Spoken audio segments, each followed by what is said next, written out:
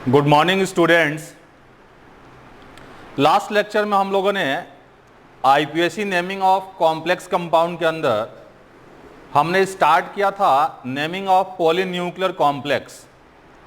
अब मैं कुछ और यहाँ पे पॉलीन्यूक्लियर कॉम्प्लेक्स लूँगा और ब्रिजिंग कॉम्प्लेक्स लूँगा। जैसा कि नेमिंग में मैंने डिस्कस किया था कि पॉलीन्यूक्लियर कॉम्प्लेक्स और ब्रिजिंग कॉम्प्लेक्स में जो ब्रिज लिगेंड होते हैं उनके लिए हम लोग प्रीफिक्स म्यू यूज करते हैं। अगर ब्रिज लिगेंड 2 मेटल से अटैच होता है तो म्यू यूज करते हैं, और 3 मेटल से अटैच होता है तो म्यू 3, 4 मेटल से अटैच होता है तो म्यू 4, 5 मेटल से अटैच होगा तो म्यू 5 एंड 6 मेटल से अटैच होगा तो म्यू 6। ऐसे हम प्रीफिक्सेस यूज करेंगे ब्रिजिंग लिगेंड के लिए। अब आइए हम लोग यहाँ पे कुछ और एग्जाम्पल करते हैं। जैसे देखो कि मेरे पास ये एक पॉलीन्यूक्लियर और ब्रिजिंग कॉम्प्लेक्स है, बेरिलियम 4, और यहाँ पे ऑक्सो है, और एसीटेटो जो है वो 6 है। यहाँ पे हम लोगों ने केमिकल बॉन्डिंग में पढ़ा हुआ है कि जब किसी कॉम्प्लेक्स में या किसी कंपाउंड में सेंट्रल मेटल एटम का नंबर मोर देन 2 होते हैं तो वैसे कॉम्प्लेक्स के अंदर या वैसे कंपाउंड के अंदर बेसिकली स्ट्रक्चर जो होता है साइक्लिक स्ट्रक्चर होता है। तो इसका सही नेमिंग करने से पहले हमें इसका स्ट्रक्चर ड्रॉ करना होगा और देखना होगा कि कौन कौन ब्रिज लिगेंड जो है कितने मेटल से अटैच है। और सेम टाइप का कंपाउंड मैंने इसी टाइप का कंपाउंड मैंने यहाँ भी एक लिया है कि ये है Zn4 और ये ऑक्सो और एसीटेट जो है यहाँ पे 6 है। इसका बेसिकली कॉमन नेम जो होता है इसको हम बोलते हैं basic zinc acetate. Common name में इसको बोलते हैं बेसिक जिंक 2 एसीटेट, यह इसका कॉमन नेम होता। अब हम लोग पहले इन दोनों कॉम्प्लेक्स में पहले हम लोग यहाँ पे आईपीएससी नेमिंग करेंगे। अब नेमिंग करने के लिए यहाँ पे पहले जिंक का चार्ज कैलकुलेट करते हैं।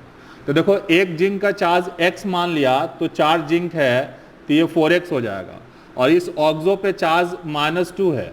अब 6 एसीटेट है तो -6 चार्ज हो जाएगा। अब सम ऑफ द ऑक्सीडेशन स्टेट 0, और x के लिए यहाँ सिंप्लीफाई करेंगे तो बेरिलियम पे जिंक पे चार्ज जो होगा +2 आ जाएगा। अब यहाँ देखो कि 4 बेरिलियम है तो एक बेरिलियम का चार्ज x मान लिया तो 4 के लिए 4x, और ऑक्सीजन पे चार्ज यहाँ -2 है, एसीटेट पे -1 चार्ज है, और 6 एसीटेट है तो -6 हो जाएगा, एंड सम इसका 0 होगा। x के लिए सिंप्लीफाई करेंगे, ठीक ना, तो बेरिलियम पे चार्ज जो होगा बेसिकली +2 आ जाएगा। अब हम लोग पहले इसका स्ट्रक्चर ड्रॉ करेंगे, और स्ट्रक्चर ड्रॉ करने के बाद फिर हम इसका नेमिंग करेंगे। तो देखो इसका स्ट्रक्चर जो होगा बेसिकली साइक्लिक स्ट्रक्चर होगा। अब साइक्लिक स्ट्रक्चर में देखें कि किस तरह से एसीटेट और ये ऑक्सो लिगेंड जो है ये मेटल से अटैच है।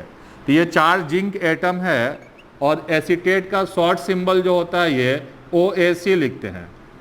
अब ये 2 जिंक को जोड़ने वाला जो लिगेंड है यहाँ पे ये ब्रिज बॉन्डिंग से ये एसीटेट है। यहाँ भी ब्रिज बॉन्डिंग से 2 मेटल को जोड़ने वाला लिगेंड जो है ये एसीटेट है, एंड फर्दर यहाँ भी आपको ये एक एसीटेट मिल जाएगा, यहाँ भी फर्दर एक एसीटेट मिल जाएगा, ठीक है ना। और बीच में ये जो ऑक्सो है, बीच में ये ऑक्सो जो है ये चारों मेटल के बीच में ट्रैप हो गया है। अब देखो ये एक एसीटेट जो है एबव द प्लेन है, ये एक एसीटेट एबव द प्लेन है, और ये एक एसीटेट आप बोल सकते हैं कि बिलो द प्लेन है, ठीक है। और ये ऑक्सीजन जो है दैट इज ऑक्सो जो है ये चारों जिंक के साथ यहाँ पे एक तरह से इलेक्ट्रोस्टैटिक फोर्स ऑफ अट्रैक्शन से ये ट्रैप हो गया है। तो पूरी कहानी पहले इसका आप देखें कि किस तरह से है, उसके बाद आप नेमिंग करेंगे।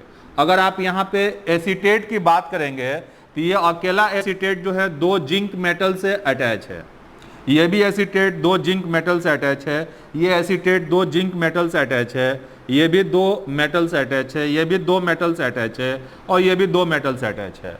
और जब ब्रिज लिगेंड 2 मेटल से अटैच होता है तो उसके लिए प्रीफिक्स हम म्यू यूज करते हैं। अब ये देखो ऑक्सो जो है चारों जिंक के बीच में आके इलेक्ट्रोस्टैटिक फोर्स ऑफ अट्रैक्शन से एक तरीके से ट्रैप हो गया है, तो ये ऑक्सो जो है 4 मेटल को टच कर रहा, तो इसके लिए प्रीफिक्स जो होगा यहाँ पे आप μ4 यूज करेंगे। तो ये μ4 ऑक्सो होगा, और यहाँ पे इनफैक्ट यहाँ पे इनफैक्ट ये म्यू एसीटेटो, ये भी म्यू एसीटेटो, ये भी म्यू एसीटेटो, ये भी म्यू एसीटेटो, और इस तरीके से 6 एसीटेटो लिगेंड जो है उसके लिए प्रीफिक्स म्यू होगा। और अल्फाबेटिकल ऑर्डर में पहले हम एसीटेटो का नेमिंग करेंगे। अब 6 एसीटेटो है तो यहाँ नेमिंग हो जाएगा hexa, hexa mu acetato, hexa mu acetato. और इस ऑक्सो के लिए प्रीफिक्स जो आएगा ये म्यू4 ऑक्सो। अब टोटल जिंक का नंबर 4 है तो यहाँ पे लिखा जाएगा टेट्रा जिंक, 4 जिंक है और टेट्रा जिंक। अब टेट्रा जिंक और जिंक का ऑक्सीडेशन स्टेट 2 है तो यहाँ पे हो जाएगा टेट्रा जिंक। तो आप यहाँ एक बार और नेमिंग देख लो, ये mu acetato, mu acetato, mu acetato, mu acetato, mu acetato, और यहाँ पे अगेन म्यू एसीटेटो। तो टोटल 6 म्यू एसीटेटो है तो एक साथ लिख दिया मैंने हेक्सा म्यू एसीटेटो। इसके लिए प्रीफिक्स म्यू4 होगा क्योंकि ये 4 मेटल को टच कर रहा। म्यू4 ऑक्सो टेट्रा जिंक, म्यू4 ऑक्सो टेट्रा जिंक, क्योंकि टोटल मेटल का नंबर यहाँ पे 4 है। अब देखें सिमिलरली इसका भी नेमिंग होगा, इसको भी हम बोलते हैं बेसिक बेरिलियम एसीटेट बोलते हैं। इसको भी कॉमन नेम में हम लोग बेसिक बेरिलियम एसीटेट बोलते हैं। तो पहले आप इसका स्ट्रक्चर ले लो कि स्ट्रक्चर क्या रहेगा। अब इसका भी स्ट्रक्चर इनफैक्ट ये साइक्लिक होगा, ठीक है, क्योंकि यहाँ पे सेंट्रल मेटल एटम का नंबर मोर देन 2 है। और जब किसी मॉलिक्यूल में या कंपाउंड में सेंट्रल मेटल एटम का नंबर मोर देन 2 होता है तो उसका स्ट्रक्चर जो होता है साइक्लिक होता है। तो ये बीच में मैंने एसीटेट ले लिया और यहाँ भी ये एसीटेट है, ठीक है, और ये एक एसीटेट एबव द प्लेन है और ये एक एसीटेट जो है यहाँ पे बिलो द प्लेन है।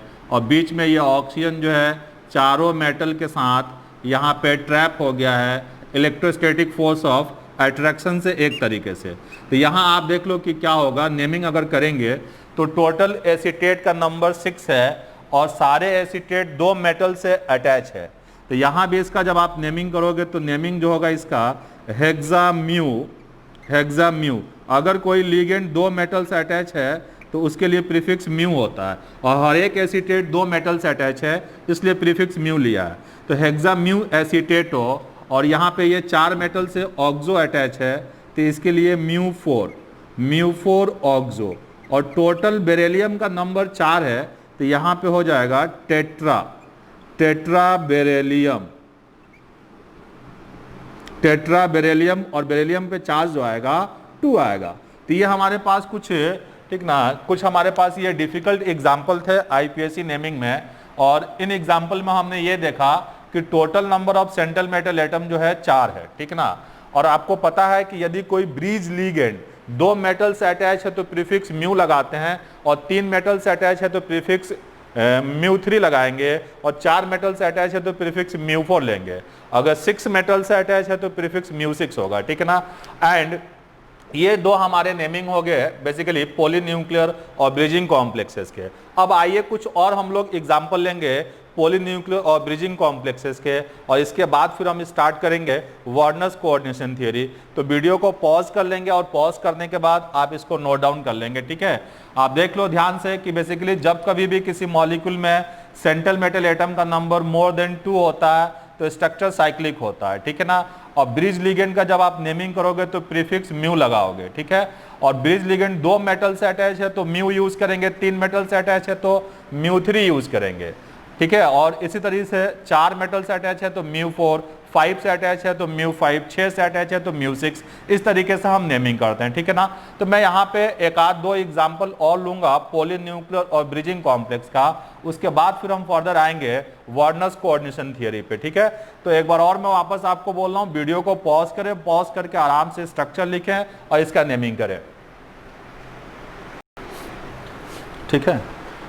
तो मैं आगे फर्दर ये एक एग्जांपल ले रहा हूं पॉलीन्यूक्लियर और ब्रिजिंग कॉम्प्लेक्स का Fe2CO9। Fe2CO9। अब देखो पहले हम इसका स्ट्रक्चर ड्रॉ कर लेते हैं। तो ये हमारे पास आयरन है और यहाँ भी आयरन है, ठीक है। और ये कार्बोनिल दोनों मेटल को जोड़ने वाला लिगेंड है। बीच में यहाँ पे डेल्टा बॉन्ड है। फिर ये कार्बोनिल दोनों मेटल को जोड़ने वाला लिगेंड है, और ये भी कार्बोनिल ब्रिज लिगेंड की तरह है। और यहाँ पे टर्मिनल पे बेसिकली 3 लिगेंड है, और इस टर्मिनल पे भी 3 लिगेंड है। कार्बोनिल में नो डाउट डोनर एटम जो होता है कार्बन होता है। यहाँ भी देख लो कि टर्मिनल पे ये कार्बोनिल है यहाँ पे। अब देखो कैसे नेमिंग करेंगे। ये हमारा ब्रिज लिगेंड है, और ये ब्रिज लिगेंड 2 मेटल से अटैच है। ये भी ब्रिज लिगेंड है, 2 मेटल से अटैच है। ये भी ब्रिज लिगेंड है, 2 मेटल से अटैच है। तो मैंने ब्रिजिंग कॉम्प्लेक्स के लिए और पॉलीन्यूक्लियर कॉम्प्लेक्स के लिए इनफैक्ट 3 अलग अलग वे बताए थे नेमिंग के लिए।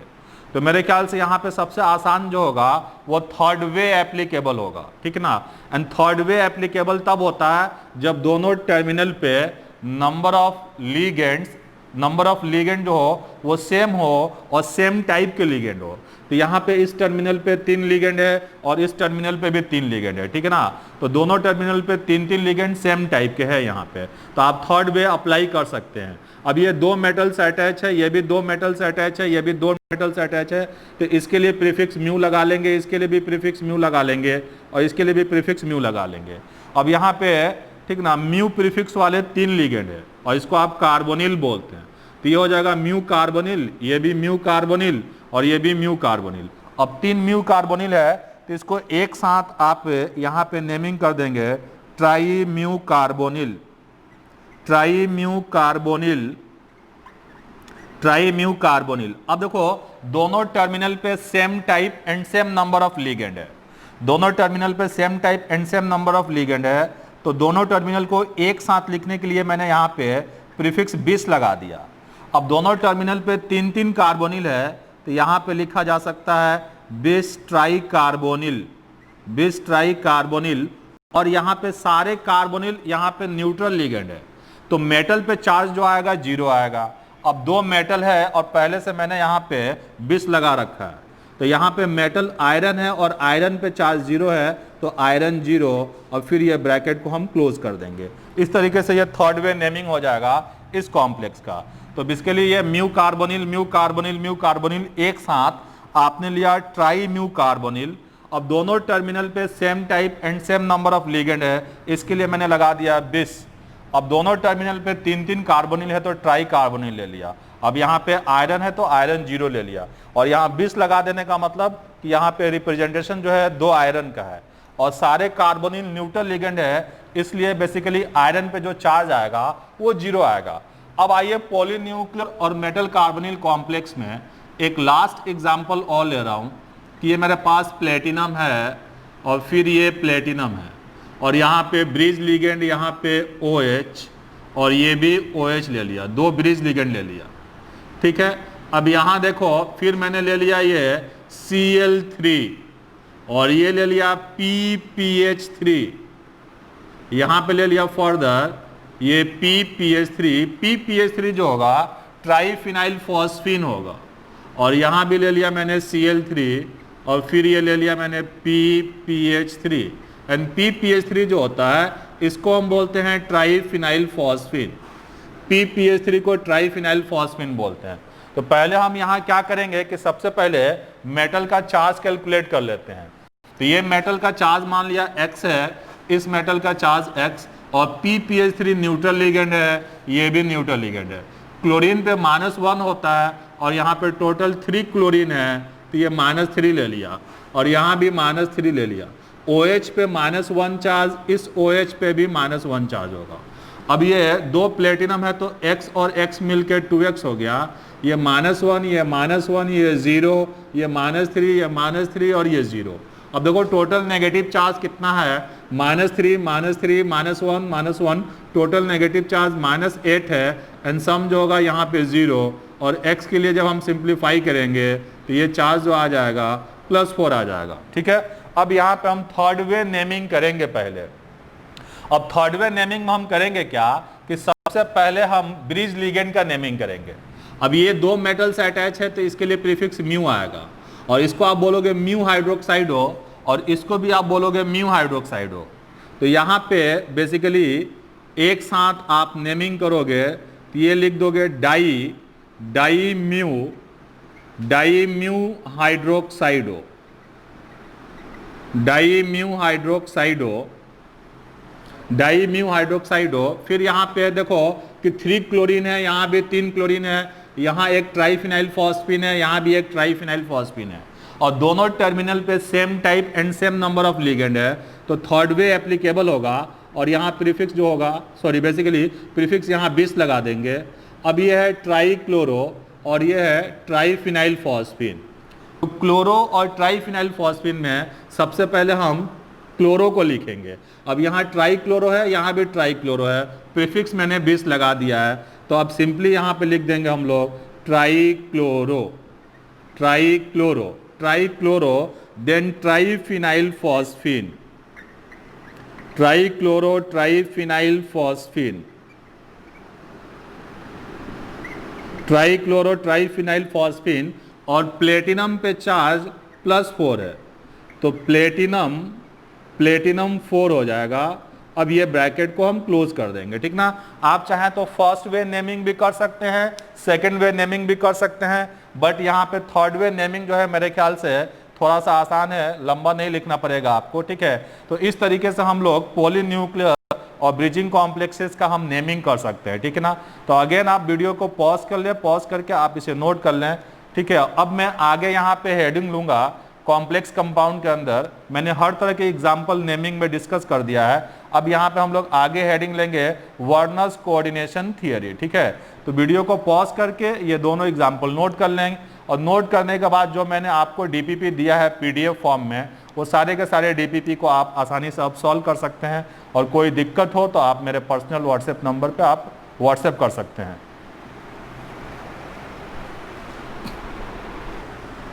ओके, तो आईयूपीएसी नेमिंग के बाद अब हम लोग अगला हेडिंग लेंगे यहाँ पे वर्नर्स कोऑर्डिनेशन थियरी। तो आप यहाँ पे नेक्स्ट हेडिंग ले लो वर्नर्स कोऑर्डिनेशन थियरी। अब देखो वार्नर ने क्या बताया था, बेसिकली वार्नर जो है, बेसिकली वार्नर ने कॉम्प्लेक्स कंपाउंड के अंदर हाइब्रिडाइजेशन और ज्योमेट्री एक्सप्लेन करने के लिए सबसे बेस्ट अप्रोच दिया था।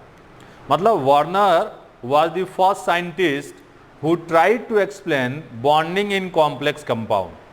Warner was the first scientist who tried to explain bonding in complex compound. For that, he did various experiments by collecting various samples of complex compound. Warner was the first scientist who tried to explain bonding in complex compound. For that, he did various experiments by collecting various sample of complex compound. Warner जो था complex compound के अंदर bonding explain करने के लिए बहुत सारे sample इकट्ठा किया, और उन सैंपल को इकट्ठा करके कुछ एनालिसिस किया, और एनालिसिस के बेसिस पे अपना पोस्टुलेट्स दिया। अब आप आगे देखते हैं हम लोग कि क्या क्या पोस्टुलेट्स दिया यहाँ पे। अब देखो वार्नर ने बताया कि बेसिकली जो कॉम्प्लेक्स कंपाउंड होते हैं, उस कॉम्प्लेक्स कंपाउंड के अंदर मेटल का अपना 2 वैलेंसी होता है। एक को हम बोलते हैं प्राइमरी वैलेंसी एंड दूसरे को हम बोलते हैं सेकेंडरी वैलेंसी।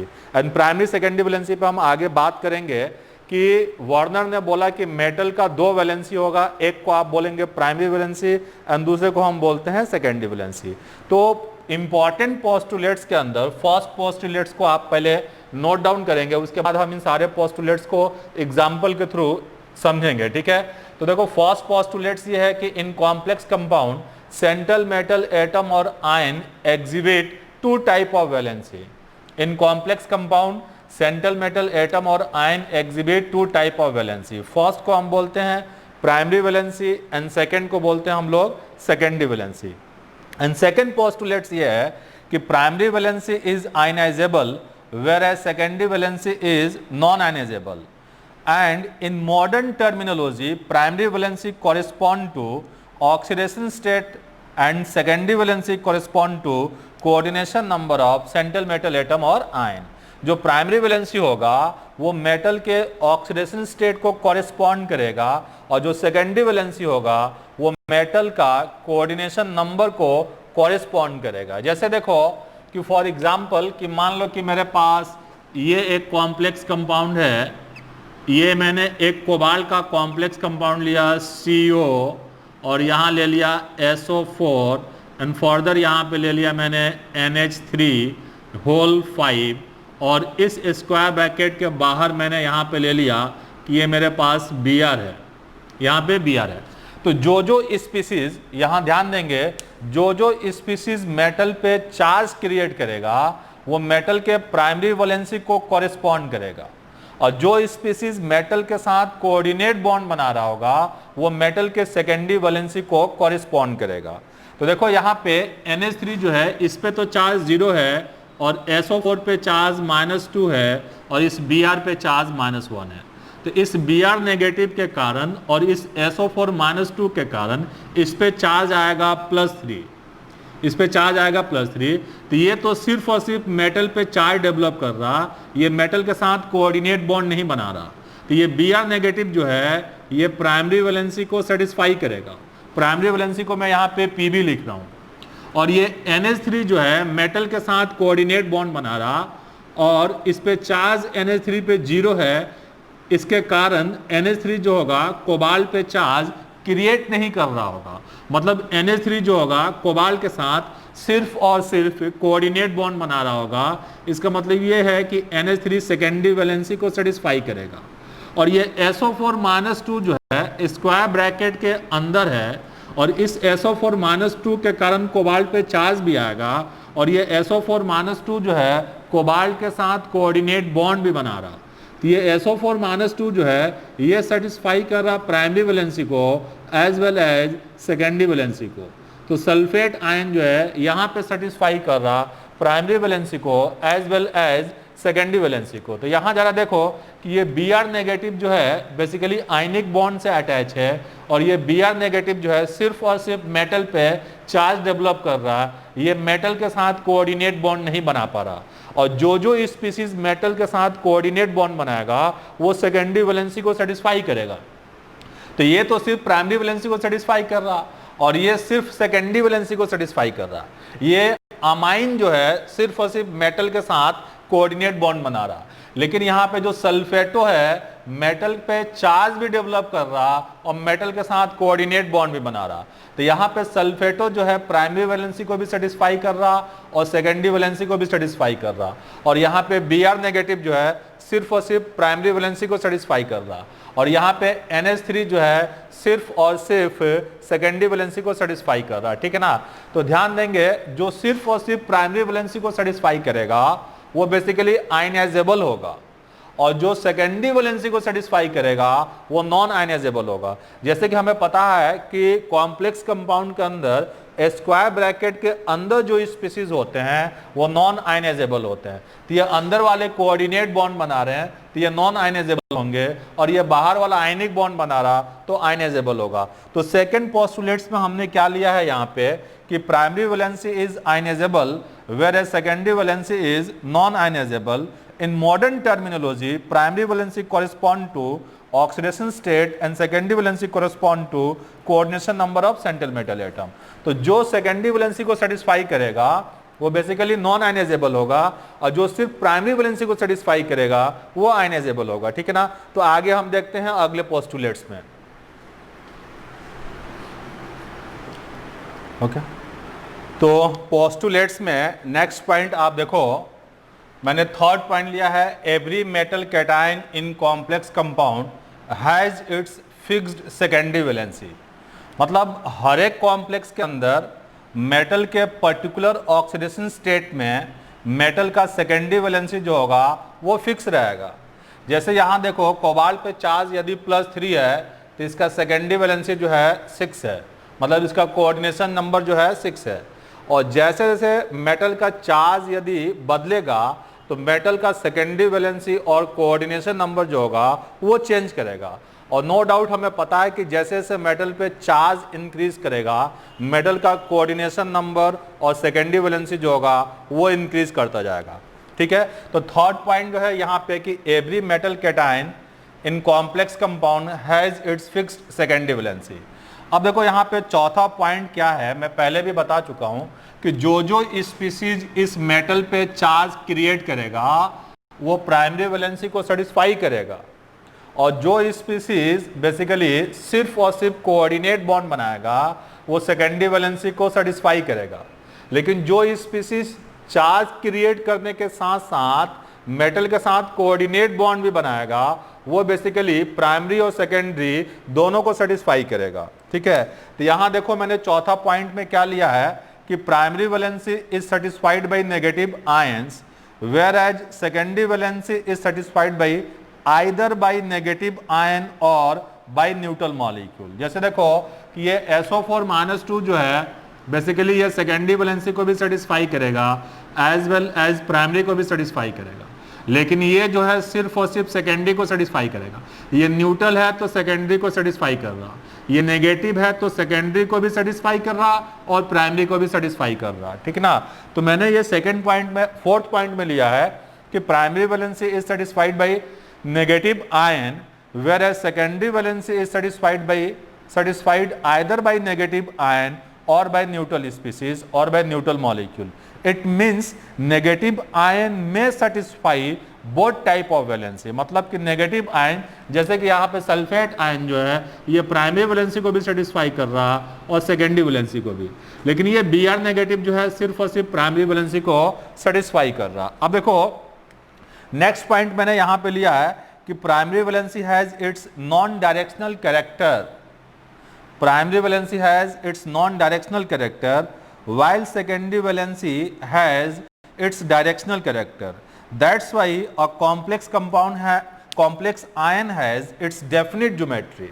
देखो प्राइमरी वैलेंसी जो होता है नॉन डायरेक्शनल कैरेक्टर रखता है और सेकेंडरी वैलेंसी जो होता है वो डायरेक्शनल कैरेक्टर रखता है, और सेकेंडरी वैलेंसी डायरेक्शनल होने के कारण ही कॉम्प्लेक्स कंपाउंड के अंदर एक प्रॉपर शेप और ज्योमेट्री आता है। अब प्रॉपर शेप और ज्योमेट्री का जो डिटेल है वो हम लोग आगे वैलेंस बॉन्ड थियरी में पढ़ेंगे। ठीक है ना, अगर मान लो कि कोई कॉम्प्लेक्स है और उस कॉम्प्लेक्स के अंदर कोऑर्डिनेशन नंबर 6 है मेटल का, तो नो डाउट उसका ज्योमेट्री जो होगा ऑक्टाहेड्रल होगा, और ऑक्टाहेड्रल ज्योमेट्री के अंदर दोनों एक्सियल डी ऑर्बिटल होते हैं। मतलब लिगेंड मेटल को इस तरीके से अप्रोच करे, लिगेंड मेटल को इस तरीके से लोन पेयर देने जाए कि लिगेंड से एक्सियल डी ऑर्बिटल जो हो वो जाके कोइंसाइड करे। मतलब लिगेंड की अपनी रेस्पॉन्सिबिलिटी है कि मेटल के उस डी ऑर्बिटल में लोन पेयर दे ताकि कॉम्प्लेक्स को एक प्रॉपर शेप और ज्योमेट्री मिले। कहने का मतलब यह है कि जो मेटल है और जो लाइगेंड है, मेटल और लाइगेंड के बीच जो कोऑर्डिनेट बॉन्ड है एक प्रॉपर डायरेक्शन में अप्रोच करके बनता है ताकि कॉम्प्लेक्स कंपाउंड को एक स्पेसिफिक शेप और ज्योमेट्री मिले। ठीक है ना, तो इसी पॉइंट को ध्यान में रखते हुए, इसी बात को ध्यान में रखते हुए ये पांचवा पॉइंट दिया गया है कि primary valency has its non directional character while secondary valency has its directional character. That's why complex ion has its definite geometry. Secondary valency directional होने के कारण ही कॉम्प्लेक्स कंपाउंड के अंदर एक स्पेसिफिक शेप और ज्योमेट्री होता है। ठीक है ना, तो आप पहले यहाँ पे वीडियो को पॉज कर लें और पॉज करने के बाद, ठीक ना, पॉज करने के बाद इसको नोट कर लें, और नोट करने के बाद फिर हम देखते हैं कि आगे की ओर हम क्या एग्जाम्पल लेंगे इन सारे पॉइंट को एक्सप्लेन करने के लिए। तो वार्नर्स कोऑर्डिनेशन थियरी में हमने डिस्कस किया कि कॉम्प्लेक्स कंपाउंड के अंदर जो मेटल होते हैं उस मेटल का दो वैलेंसी होता है। फर्स्ट को आप प्राइमरी वैलेंसी बोलते हैं, सेकंड सेकेंडरी वैलेंसी बोलते हैं। प्राइमरी वैलेंसी का मतलब है जो मेटल पे चार्ज अवेलेबल है उस मेटल के चार्ज को प्राइमरी वैलेंसी, और सेकेंडरी वैलेंसी का मतलब है कि मेटल कितना कोऑर्डिनेट बॉन्ड बना रहा। प्राइमरी वैलेंसी आयनाइजेबल होगा, सेकेंडरी वैलेंसी नॉन आयनाइजेबल होगा। ठीक है, और प्राइमरी वैलेंसी नॉन डायरेक्शनल होगा और सेकेंडरी वैलेंसी जो होगा वो डायरेक्शनल होगा। एंड सेकेंडरी वैलेंसी डायरेक्शनल होने के कारण ही कॉम्प्लेक्स कंपाउंड के अंदर एक स्पेसिफिक शेप और ज्योमेट्री आता है। जैसे फॉर एग्जांपल जैसे आप मान लो कि एक आप कॉम्प्लेक्स लेते हो यहाँ पे कि ये एक कॉम्प्लेक्स है CrNH3 होल 5, और यहाँ पे Cl है और यहाँ पे Cl2 है। तो ये तो सिर्फ आयनिक बॉन्ड से अटैच है। बेसिकली इस दो क्लोरीन पे -2, तो इस कॉम्प्लेक्स पे +2, और इन दोनों के बीच आयनिक बॉन्ड है। अब ये आयनिक बॉन्ड से सिर्फ अटैच है तो ये आयनाइजेबल होगा, पोलर होगा, और ये सेटिस्फाई करेगा प्राइमरी वैलेंसी को। और ये सिर्फ मेटल के साथ कोऑर्डिनेट बॉन्ड बना रहा तो ये सिर्फ सेटिस्फाई करेगा सेकेंडरी वैलेंसी को। और ये मेटल पे चार्ज भी डेवलप कर रहा है क्योंकि नेगेटिव आयन है, मेटल पे चार्ज भी डेवलप कर रहा और मेटल के साथ कोऑर्डिनेट बॉन्ड भी बना रहा, तो ये सेटिस्फाई करेगा primary valency as well as secondary valency. ठीक है, अब यहाँ देखो इस क्रोमियम के साथ 6 मोनोडेंटेड लिगेंड है, तो इसका कोऑर्डिनेशन नंबर 6 है, दैट इज इसका सेकेंडरी वैलेंसी जो है ये 6 है। और प्लेटिनम क्रोमियम पे चार्ज टोटल +3 है, तो क्रोमियम पे चार्ज +3 है, तो क्रोमियम का प्राइमरी वैलेंसी जो होगा वो +3 हो जाएगा। अब देखो वैलेंस बॉन्ड थियरी के अकॉर्डिंग अगर आप इसका हाइब्रिडाइजेशन देखेंगे तो इसका हाइब्रिडाइजेशन होगा D2sp3। अब D2sp3 में जो d ऑर्बिटल इन्वॉल्व है वो d जो है dx² - y² है और साथ ही साथ dz² है, और ये दोनों एक्सियल d ऑर्बिटल है, ये दोनों के दोनों एक्सियल d ऑर्बिटल है। कहने का मतलब ये है कि ये 5 अमाइन और 1 क्लोरीन जब क्रोमियम को अप्रोच करेंगे लोन पेयर देने के लिए, तो ये लिगेंड की रिस्पॉन्सिबिलिटी होगी कि इस तरीके से लोन पेयर दिया जाए कि बेसिकली इस तरह से लोन पेयर लिगेंड देने जाएगा कि बेसिकली एक्सियल डी ऑर्बिटल से लिगेंड जाके कोइंसाइड करे, और एक्सियल डी ऑर्बिटल से कोइंसाइड करेगा तभी एक प्रॉपर शेप और ज्योमेट्री मिलेगा। मतलब इसका यहाँ पे मीनिंग ये है कि जो कोऑर्डिनेट बॉन्ड है मेटल और लिगेंड के बीच, ये वेल डायरेक्टेड होता है, डायरेक्शनल होता है, एरा टेरा डायरेक्शन से जाके लोन पेयर नहीं देगा, एक वेल ओरिएंटेटेड डायरेक्शन से जाके मेटल को लोन पेयर देगा। और जिस जिस ऑर्बिटल में लिगेंड अपना इलेक्ट्रॉन पेयर देगा, मेटल के जिस ऑर्बिटल में लिगेंड अपना इलेक्ट्रॉन पेयर देगा, मेटल उस ऑर्बिटल के एनर्जी को इक्वलाइज करके एक न्यू सेट ऑफ ऑर्बिटल बनाएगा, और उस न्यू सेट ऑफ ऑर्बिटल को हम हाइब्रिड ऑर्बिटल बोलेंगे। और हाइब्रिडाइजेशन होने के कारण कॉम्प्लेक्स कंपाउंड के अंदर एक प्रॉपर शेप और ज्योमेट्री होगा। तो जो हमने लास्ट पॉइंट लिया है कि primary valency is non directional whereas secondary valence is directional, that's why complex compound having a specific shape and geometry। इसी कारण से लिया है कि जब मेटल और लिगेंड मिल के जब कॉम्प्लेक्स बनाते हैं तो उस कॉम्प्लेक्स का एक प्रॉपर शेप और ज्योमेट्री होता है। एंड प्रॉपर शेप और ज्योमेट्री होने का कारण ये है कि लिगेंड जो होता है वेल डायरेक्शन से जाके मेटल के उस ऑर्बिटल में लोन पेयर देता है, जिससे कि मेटल उस ऑर्बिटल के एनर्जी को इक्वलाइज करके एक न्यू सेट ऑफ ऑर्बिटल बनाए, और उस न्यू सेट ऑफ ऑर्बिटल को हम हाइब्रिड ऑर्बिटल बोलेंगे। और हाइब्रिडाइजेशन के कारण बेसिकली कॉम्प्लेक्स के अंदर एक प्रॉपर शेप और ज्योमेट्री आ जाता है। ठीक है ना, तो आप वीडियो को पॉज करेंगे, पॉज करके सारे पॉइंट्स को आप नोट कर लेंगे, और यहाँ पे सारे पॉइंट्स नोट करने के बाद मैं फर्दर एग्जाम्पल पे आऊँगा यहाँ पे कि किस किस तरीके के क्वेश्चंस यहाँ पे आपको वार्नर्स कोऑर्डिनेशन थियरी पे बन सकते हैं। तो बेसिकली सिंपल सा क्वेश्चन बन सकता है यहाँ पे कि आपसे प्राइमरी सेकेंडरी वैलेंसी पूछा जा सकता है, कॉम्प्लेक्स का बहुत सारा कॉम्प्लेक्स कंपाउंड दे दिया जाएगा और वहाँ पे कंडक्टिविटी का ऑर्डर पूछा जा सकता है, या फॉर्मूला फाइंडिंग क्वेश्चन पूछा जा सकता है, इक्विवेलेंट कॉन्सेप्ट पे या मोल कॉन्सेप्ट पे बेसिकली आपको कॉम्प्लेक्स कंपाउंड का फॉर्मूला फाइंडिंग से रिलेटेड क्वेश्चन पूछा जा सकता है, प्राइमरी सेकेंडरी वैलेंसी पूछा जा सकता है। ठीक है, और आपसे पूछा जा सकता है कंडक्टिविटी का ऑर्डर, तो कैसे कंडक्टिविटी का ऑर्डर लेंगे, प्राइमरी सेकेंडरी वैलेंसी कैसे फाइंड करेंगे, ठीक ना, फॉर्मूला फाइंडिंग का तरीका क्या रहेगा, किस तरीके से हम किसी अननोन कॉम्प्लेक्स का फॉर्मूला फाइंड कर सकते हैं वार्नर्स कोऑर्डिनेशन थियरी पे, वो हम आगे डिस्कस करेंगे। ओके डियर स्टूडेंट्स, तो अब देखो हम लोग वार्नर्स कोऑर्डिनेशन थियरी में हम लोग एग्जाम्पल के थ्रू प्राइमरी सेकेंडरी वैलेंसी और कंडक्टिविटी को यहाँ पे समझते हैं कि कैसे हम लोग कॉम्प्लेक्स कंपाउंड के अंदर कंडक्टिविटी, प्राइमरी सेकेंडरी वैलेंसी हम एक्सप्लेन कर पाएंगे। अब इसके लिए देखो वार्नर ने किया क्या कि एक कंपाउंड लिया इसने, बेसिकली ये COCl3 और ये 6NH3, ये मान लो कि मैंने एक कॉम्प्लेक्स लिया है और इसका एम्पेरिकल फॉर्मूला जो है COCl3 6NH3 है। अब इसके लिए मैं क्या कर रहा हूं कि मैंने एक टेस्ट ट्यूब लिया, ठीक है, और ये टेस्ट ट्यूब लेके वार्नर ने क्या किया होगा कि ये एक टेस्ट ट्यूब लिया और टेस्ट ट्यूब लेके इस कॉम्प्लेक्स कंपाउंड को, बेसिकली इस कॉम्प्लेक्स कंपाउंड के सैंपल को टेस्ट ट्यूब में लिया और टेस्ट ट्यूब में लेके इसने क्या किया कि इसके अंदर बाहर से ऐड कर दिया ये सिल्वर नाइट्रेट AgNO3, ये सिल्वर नाइट्रेट ऐड कर दिया यहाँ पे। अब सिल्वर नाइट्रेट ऐड किया तो यहाँ पे टेस्ट ट्यूब में वाइट प्रिसिपिटेट मिला इसको, यहाँ पे टेस्ट ट्यूब में वाइट प्रिसिपिटेट मिला। और वाइट प्रिसिपिटेट मिलने का मतलब कि क्लोराइड आयन जो है यहाँ पे आयनाइजेबल है, तभी यहाँ पे इसको वाइट पीपीटी मिला होगा। अब देखो क्या किया हमने कि हमारे पास ये कॉम्प्लेक्स है COCl3 और ये 6NH3 और इसके अंदर हमने एक्सेस सिल्वर नाइट्रेट ऐड कर दिया। और जब एक्सेस सिल्वर नाइट्रेट ऐड करेंगे AgNO3 तो हमने यहाँ पे पाया कि मुझे मिला यहाँ पे 3 moles white PPT, 3 moles white precipitate of AgCl का 3 मोल वाइट PPT मिला, ठीक है ना। इसका मतलब ये है कि यहाँ पे total number of ionizable chloride ion जो है वो 3 है। मतलब ये कॉम्प्लेक्स कुछ इस तरीके से रहा होगा कि यहाँ पे इनफैक्ट ये रहा होगा कि CO और ये NH3, यहाँ पे जो 6NH3 है ये 6 के 6 जो है ये कोबाल्ट से कोऑर्डिनेट कर रहा और 3 क्लोरीन जो है यहाँ पे आयोनाइजेशन स्फीयर में है।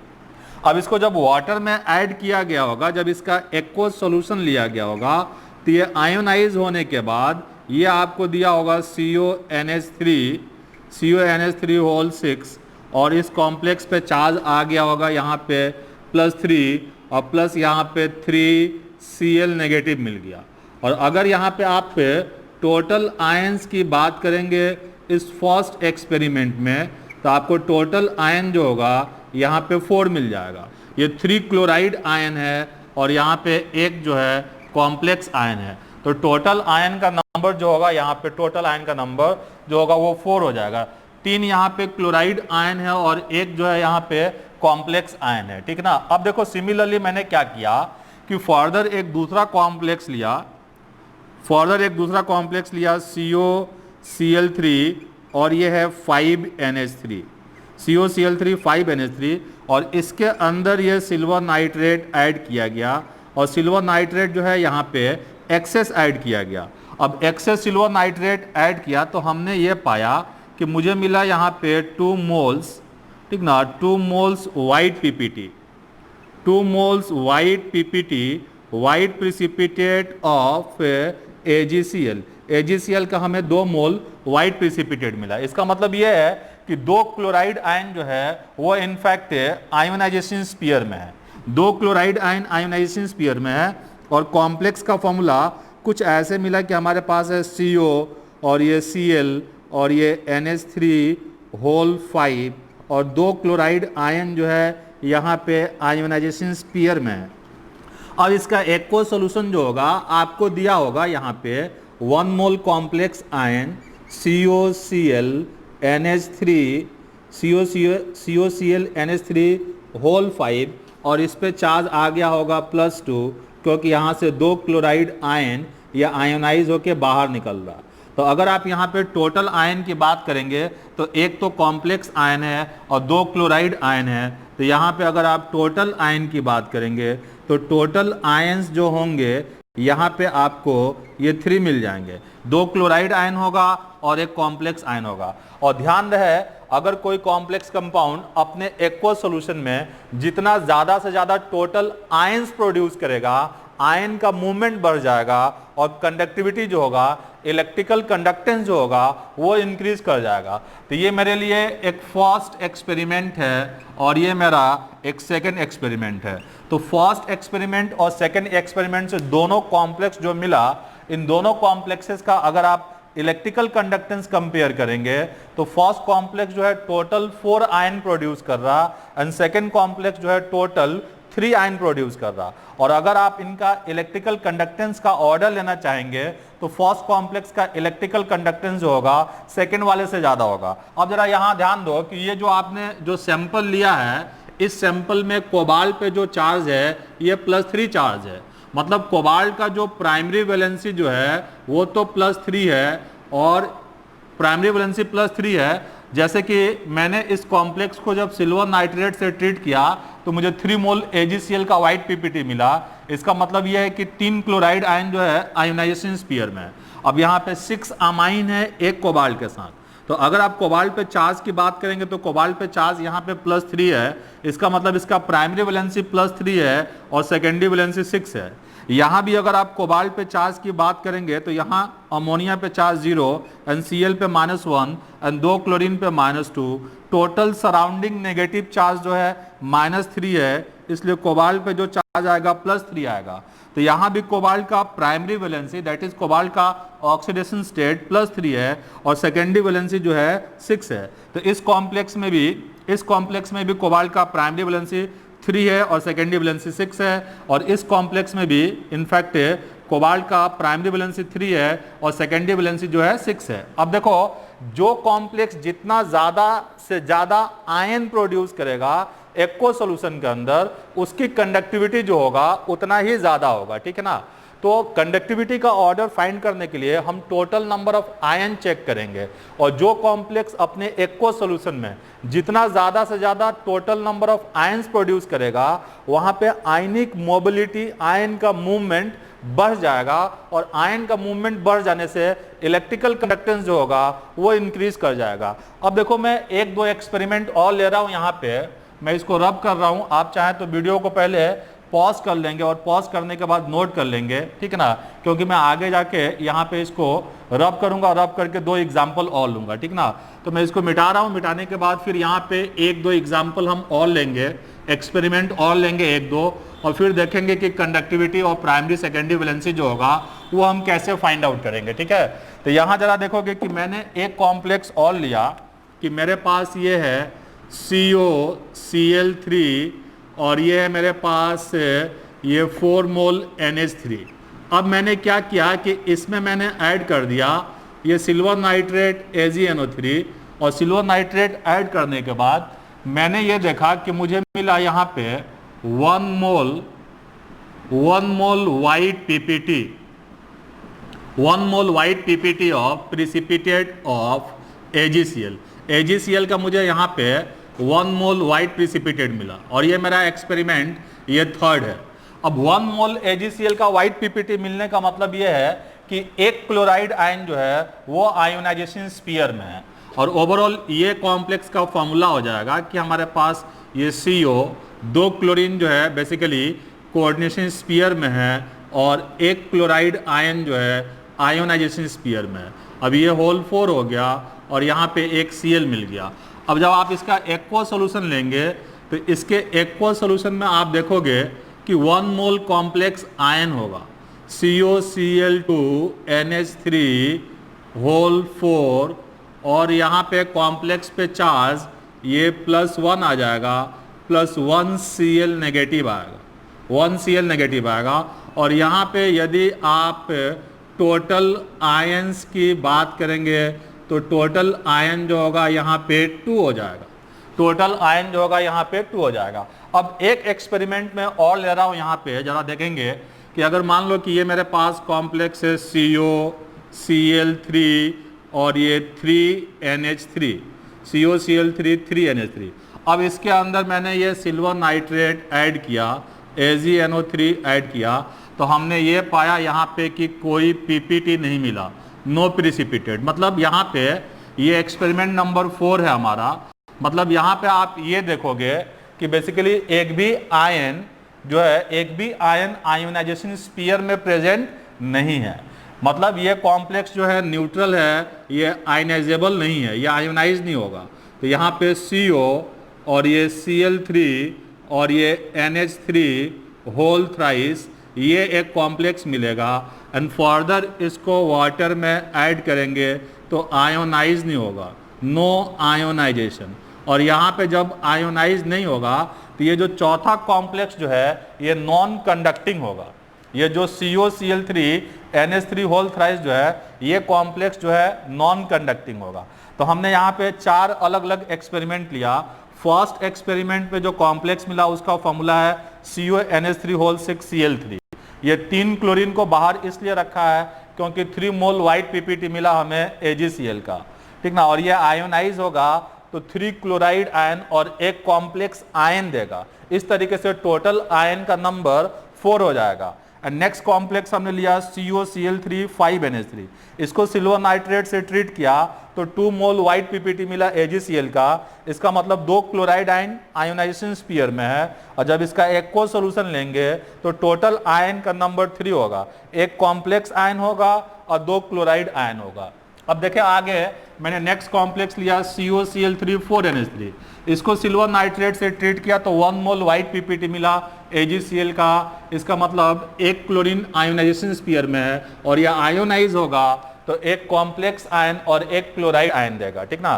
फिर मैंने नेक्स्ट कॉम्प्लेक्स लिया यहाँ पे COCl3 3NH3, और इसका ट्रीटमेंट मैंने सिल्वर नाइट्रेट से किया तो हमें कोई पीपीटी नहीं मिला, मतलब एक भी आयन वाटर में नहीं आया। और एक भी आयन वाटर में नहीं आने का मतलब इसका इलेक्ट्रिकल कंडक्टेंस जो होगा 0 होगा, और ये कॉम्प्लेक्स जो होगा नॉन कंडक्टिंग होगा, ठीक ना।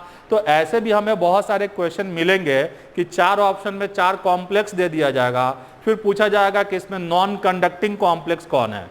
तो जो 0 आयन प्रोड्यूस करेगा, जो वाटर के अंदर कॉम्प्लेक्स आयोनाइज नहीं हो, अपना आयन प्रोड्यूस नहीं करे, डिसोसिएट नहीं हो, तो वैसे कॉम्प्लेक्सेस जो होंगे उनका इलेक्ट्रिकल कंडक्टेंस जो होगा 0 होगा, और वैसे कॉम्प्लेक्सेस को हम बोलेंगे कि नॉन कंडक्टिंग कॉम्प्लेक्स होंगे। अब इन चारों कॉम्प्लेक्स में अगर कंडक्टिविटी कंपेयर किया जाएगा तो नो डाउट फर्स्ट कॉम्प्लेक्स ने टोटल 4 आयन प्रोड्यूस किया, सेकेंड कॉम्प्लेक्स ने टोटल 3 आयन प्रोड्यूस किया, एंड थर्ड कॉम्प्लेक्स ने टोटल 2 आयन प्रोड्यूस किया। तो फर्स्ट सेकेंड थर्ड को अगर कंपेयर करोगे तो फर्स्ट का इलेक्ट्रिकल कंडक्टेंस सेकेंड से ज्यादा होगा, और सेकेंड का इलेक्ट्रिकल कंडक्टेंस थर्ड से ज्यादा होगा, एंड थर्ड का इलेक्ट्रिकल कंडक्टेंस जो होगा 4 से ज्यादा होगा। मतलब complex compound which gives maximum number of total ions in the aqueous solution will have maximum electrical conductance। 2 या 2 से अधिक कॉम्प्लेक्स में यदि आप इलेक्ट्रिकल कंडक्टेंस कंपेयर करना चाहते हैं तो उस कॉम्प्लेक्स का इलेक्ट्रिकल कंडक्टेंस ज्यादा होगा जो कॉम्प्लेक्स अपने एक्वस सॉल्यूशन के अंदर maximum number of total ions produce करे, ठीक है ना। तो हम आगे देखते हैं इन चारों कॉम्प्लेक्स में यदि आप कंडक्टेंस कंपेयर करोगे तो first is greater than second, and second is greater than third, and third is greater than fourth, और इनफैक्ट फोर्थ का जो कंडक्टेंस होगा इलेक्ट्रिकल कंडक्टेंस 0 होगा, एंड फोर्थ का इलेक्ट्रिकल कंडक्टेंस 0 होगा, एंड फोर्थ कॉम्प्लेक्स को हम लोग नॉन कंडक्टिंग भी बोलेंगे, ठीक है। तो आप वीडियो को पॉज ले लें, और पॉज लेने के बाद इसको नोट कर लें। नोट करने के बाद फिर इन चारों कॉम्प्लेक्सेस का हम स्ट्रक्चर ड्रॉ करके देखेंगे कि टोटल कितने आयंस है, किसकी कंडक्टिविटी ज़्यादा होगा। और इन चारों कॉम्प्लेक्सेस में कोबाल्ट पे चार्ज जो है, कोबाल्ट का ऑक्सीडेशन स्टेट +3 है, मतलब चारों कॉम्प्लेक्सेस में कोबाल्ट का प्राइमरी वैलेंसी +3 है, और चारों कॉम्प्लेक्सेस में कोबाल्ट का कोऑर्डिनेशन नंबर 6 है। यहाँ पे कोऑर्डिनेशन नंबर 6 है, यहाँ भी कोऑर्डिनेशन नंबर 6 है, यहाँ भी कोऑर्डिनेशन नंबर 6 है, यहाँ भी कोऑर्डिनेशन नंबर 6 है। मतलब इन चारों कॉम्प्लेक्सेस में कोबाल्ट का प्राइमरी वैलेंसी +3 है और सेकेंडरी वैलेंसी जो है 6 है।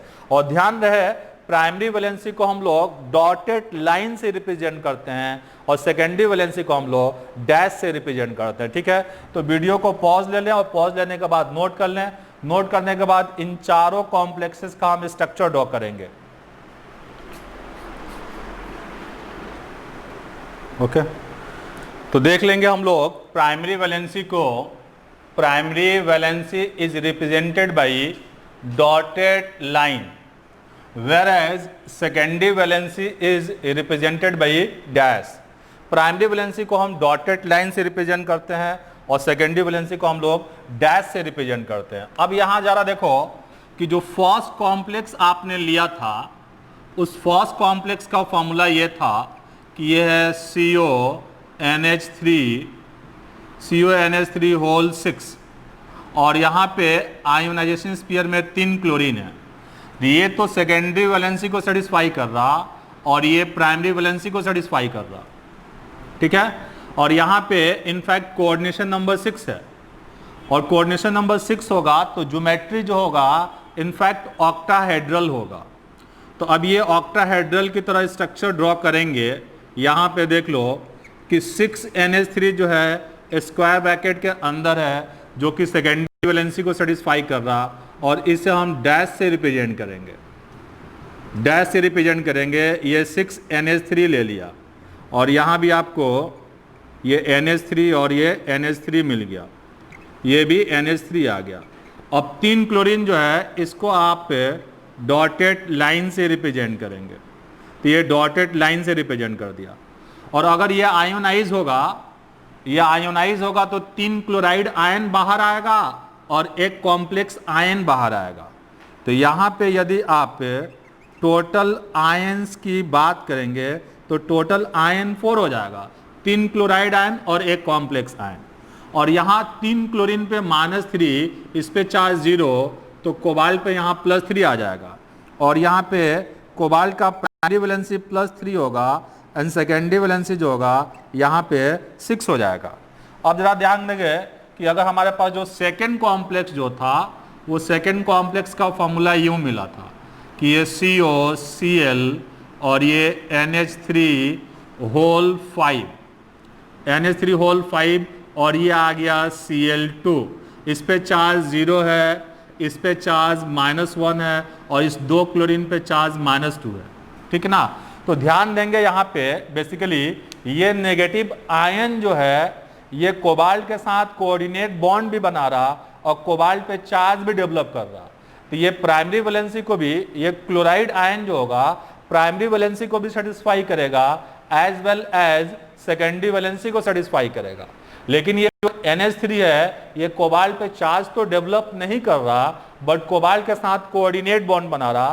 तो ये NH3 जो होगा सेकेंडरी वैलेंसी को सिर्फ और सिर्फ सेकेंडरी वैलेंसी को सेटिस्फाई करेगा।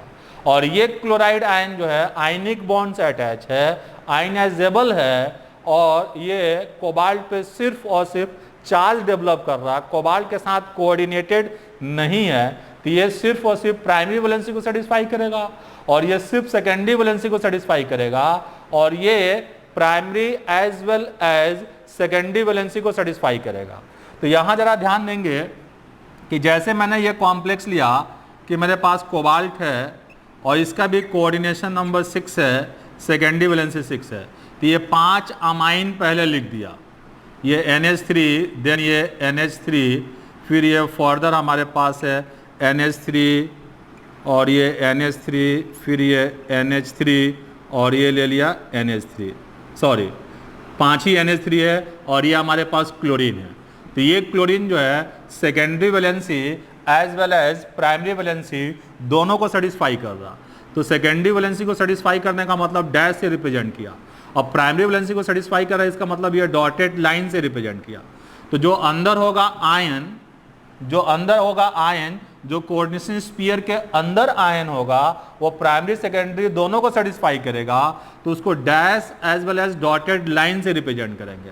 अब ये 2 क्लोरीन प्राइमरी वैलेंसी को सेटिस्फाई कर रहा, सिर्फ प्राइमरी वैलेंसी को सेटिस्फाई कर रहा, तो इसको हम डॉटेड लाइन से रिप्रेजेंट करेंगे और ये भी एक आ गया डॉटेड लाइन। और यहाँ कोबाल्ट पे चार्ज जो है +3 है, मतलब कोबाल्ट का प्राइमरी वैलेंसी जो है +3 है एंड सेकेंडरी वैलेंसी जो है 6 है। और टोटल आयन की बात करेंगे तो टोटल आयन जो होगा यहाँ पे, टोटल आयन जो होगा 2 क्लोराइड आयन और एक कॉम्प्लेक्स आयन, टोटल आयन जो होगा यहाँ पे 3 हो जाएगा।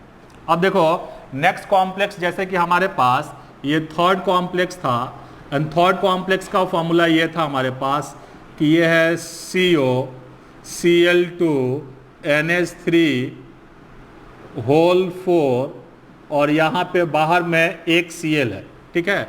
तो ये प्राइमरी सेकेंडरी दोनों को सेटिस्फाई कर रहा, ये सिर्फ सेकेंडरी को सेटिस्फाई कर रहा और ये सिर्फ प्राइमरी को सेटिस्फाई कर रहा।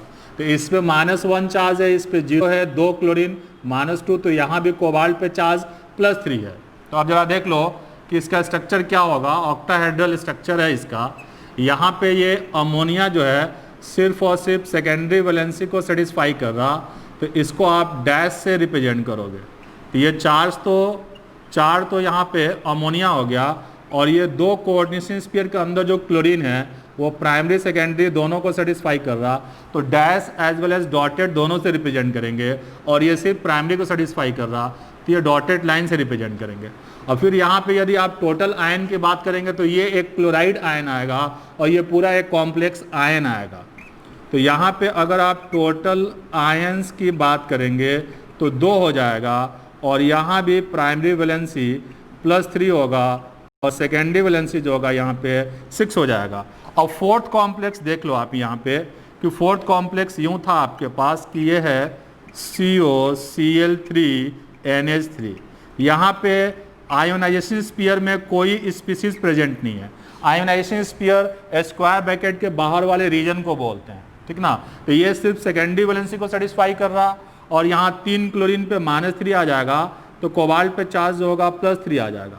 तो बेसिकली ये प्राइमरी सेकेंडरी दोनों को सेटिस्फाई कर रहा, और ये जो है बेसिकली सिर्फ और सिर्फ सेकेंडरी वैलेंसी को सेटिस्फाई कर रहा।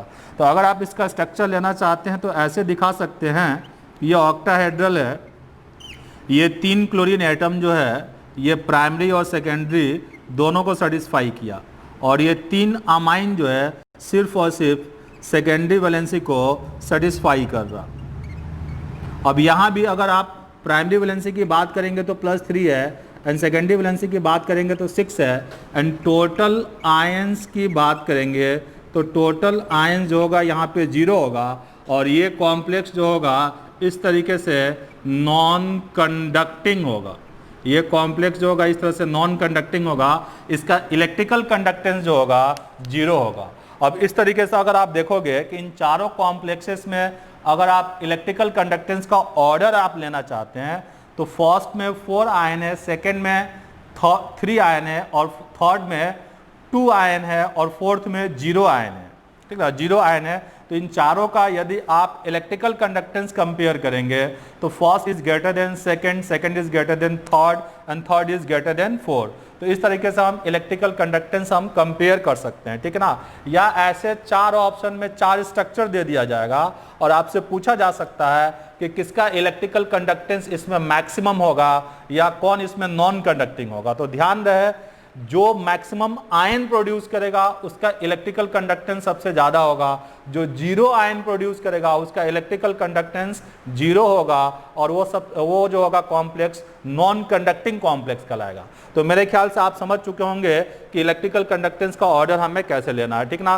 तो यहाँ पे आप नीचे आप नोट डाउन करके लिख सकते हैं कि complex compound which gives maximum number of total ions, complex compound which gives maximum number of total ions in the aqueous solution will have maximum electrical conductance. Complex compound which gives maximum number of total ions in the aqueous solution will have maximum electrical conductance. तो वापस यहाँ पे video को pause लेंगे, और pause लेने के बाद ये चारों स्ट्रक्चर को आप नोट डाउन कर लेंगे।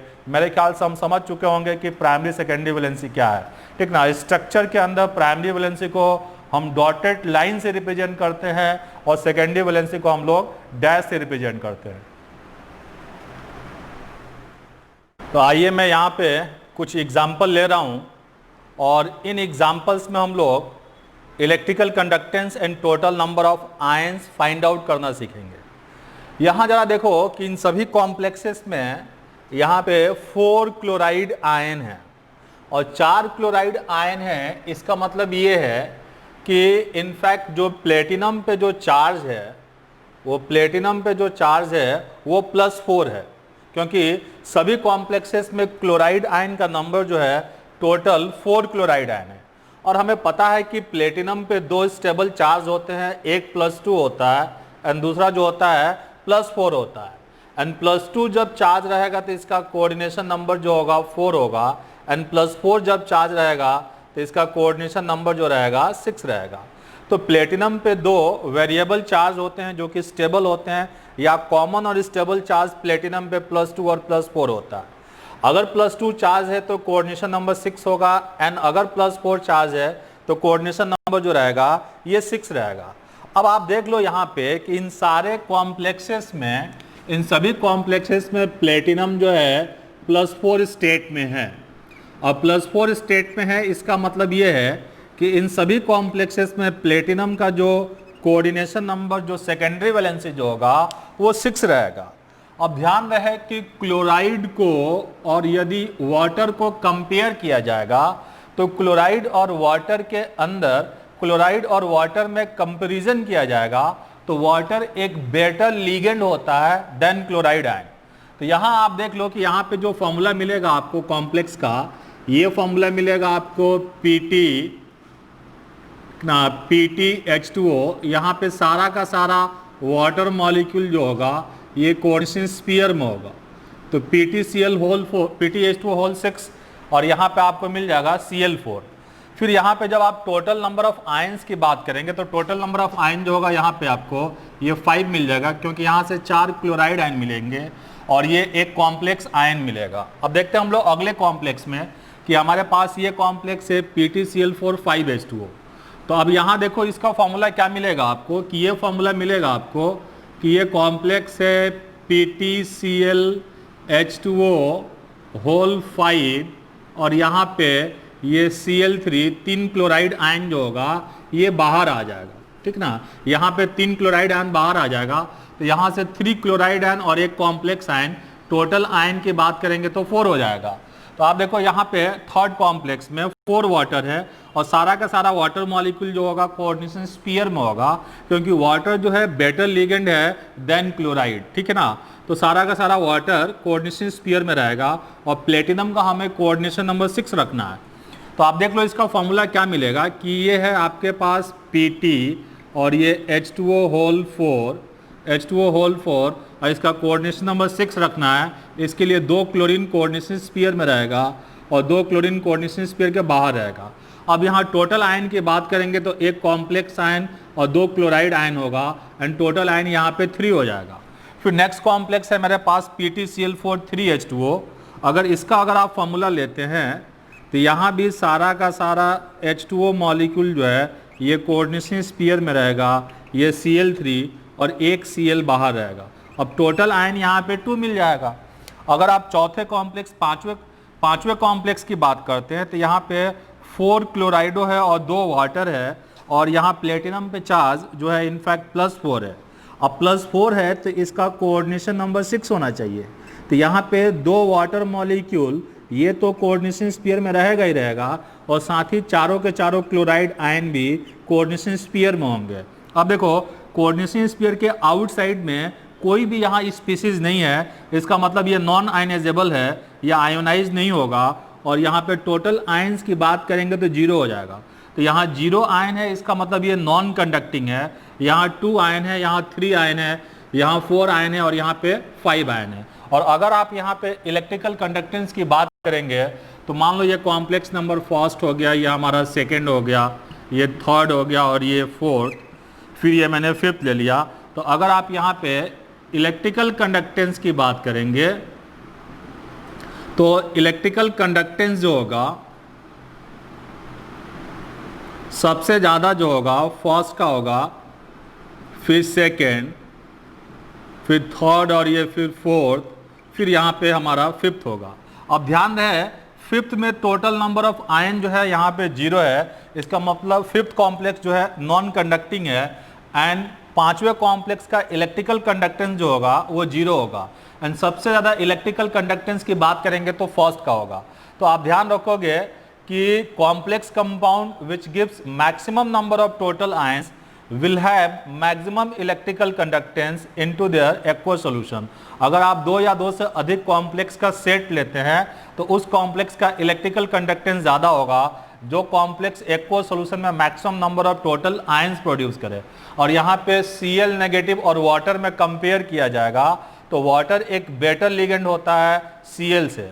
तो अगर कोऑर्डिनेट करने की बारी आए, अगर Cl और वाटर दोनों अप्रोच करेगा मेटल प्लेटिनम को लोन पेयर देने के लिए, तो वाटर की लोन पेयर डोनेटिंग टेंडेंसी जो है वो क्लोराइड आयन से ज़्यादा होगा, ठीक है ना। तो अगर आप चारों कॉम्प्लेक्सेस का ट्रीटमेंट यदि आप सिल्वर नाइट्रेट से करेंगे तो यहाँ पे 4 मोल AgCl का वाइट PPT मिलेगा, यहाँ 3 मोल मिलेगा, यहाँ 2 मोल मिलेगा, यहाँ 1 मोल AgCl का वाइट PPT मिलेगा और यहाँ सिल्वर नाइट्रेट से ये बेसिकली AgCl का वाइट PPT नहीं देगा क्योंकि यहाँ पे क्लोराइड आयन जो है आयोनाइजेशन स्फीयर में नहीं है। तो सिल्वर नाइट्रेट से ट्रीट करने पे ये PPT नहीं देगा, ये 1 मोल AgCl का वाइट PPT, ये 2 मोल, ये 3 मोल और ये 4 मोल। और इन पांचों में कंपेयर किया जाए तो पांचवा कॉम्प्लेक्स नॉन कंडक्टिंग है एंड फर्स्ट कॉम्प्लेक्स जो होगा इसका इलेक्ट्रिकल कंडक्टेंस सबसे ज़्यादा रहेगा। तो यहाँ पे हम लोग वर्नर्स कोऑर्डिनेशन थियरी में फाइनली मैं यहाँ पे एक क्वेश्चन लिया हूँ और ये क्वेश्चन जो है जेईई मेन 2010 में आ चुका है, और इनफैक्ट जेईई मेन 2010 में ये क्वेश्चन 8 मार्क्स का था। अब देखो यहाँ पे क्या है, फॉर्मूला फाइंडिंग से रिलेटेड क्वेश्चन है। क्वेश्चन ये बोल रहा है कि a solution containing 2.675 gram of COCl3 6NH3, molecular weight दे रखा है इसका 267.5 gram per mole, is pass through cationic exchanger.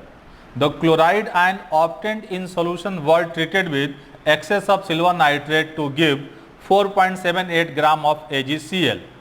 Give the formula of the complex is, ठीक ना, कि आपको एक कॉम्प्लेक्स दे रखा है COCl3 6NH3, और इसको आपने क्या किया कि कैटायनिक एक्सचेंजर से पास किया, और कैटायनिक एक्सचेंजर से जब पास करेंगे तो कॉम्प्लेक्स कंपाउंड का जो कैटायनिक पार्ट होगा वो कैटायनिक एक्सचेंजर में ट्रैप हो जाएगा, और सॉल्यूशन के अंदर फर्दर सिल्वर नाइट्रेट से रिएक्शन करने के लिए एनायनिक पार्ट बचा होगा, और एनायनिक पार्ट में जब क्लोराइड आयन होगा तभी AgCl का वाइट पीपीटी मिलेगा। जैसे कि मान लो कि मेरे पास ये कोई वाटर प्यूरिफायर ये एपरेटस है, मान लो ये वाटर प्यूरिफायर एपरेटस है। तो वाटर प्यूरिफायर एपरेटस में दो एक्सचेंजर लगे होते हैं, एक को हम बोलते हैं कैटायनिक एक्सचेंजर और एक को हम बोलते हैं एनायनिक एक्सचेंजर। तो ऐसा हमारे पास कैटायनिक और एनायनिक एक्सचेंजर लगा होता है। तो ये मान लिया कि ऊपर वाला पार्ट जो है ये कैटायनिक एक्सचेंजर है, ये कैटायनिक एक्सचेंजर है ऊपर वाला पार्ट, और नीचे वाले पार्ट में इनफैक्ट ये एनायनिक एक्सचेंजर है। नीचे जो है यहाँ पे एनायनिक एक्सचेंजर है। तो एनायनिक एक्सचेंजर जो होता है सॉल्ट के एनायनिक पार्ट को ट्रैप करता है, और कैटायनिक एक्सचेंजर जो होता है सॉल्ट के कैटायनिक पार्ट को ट्रैप करता है।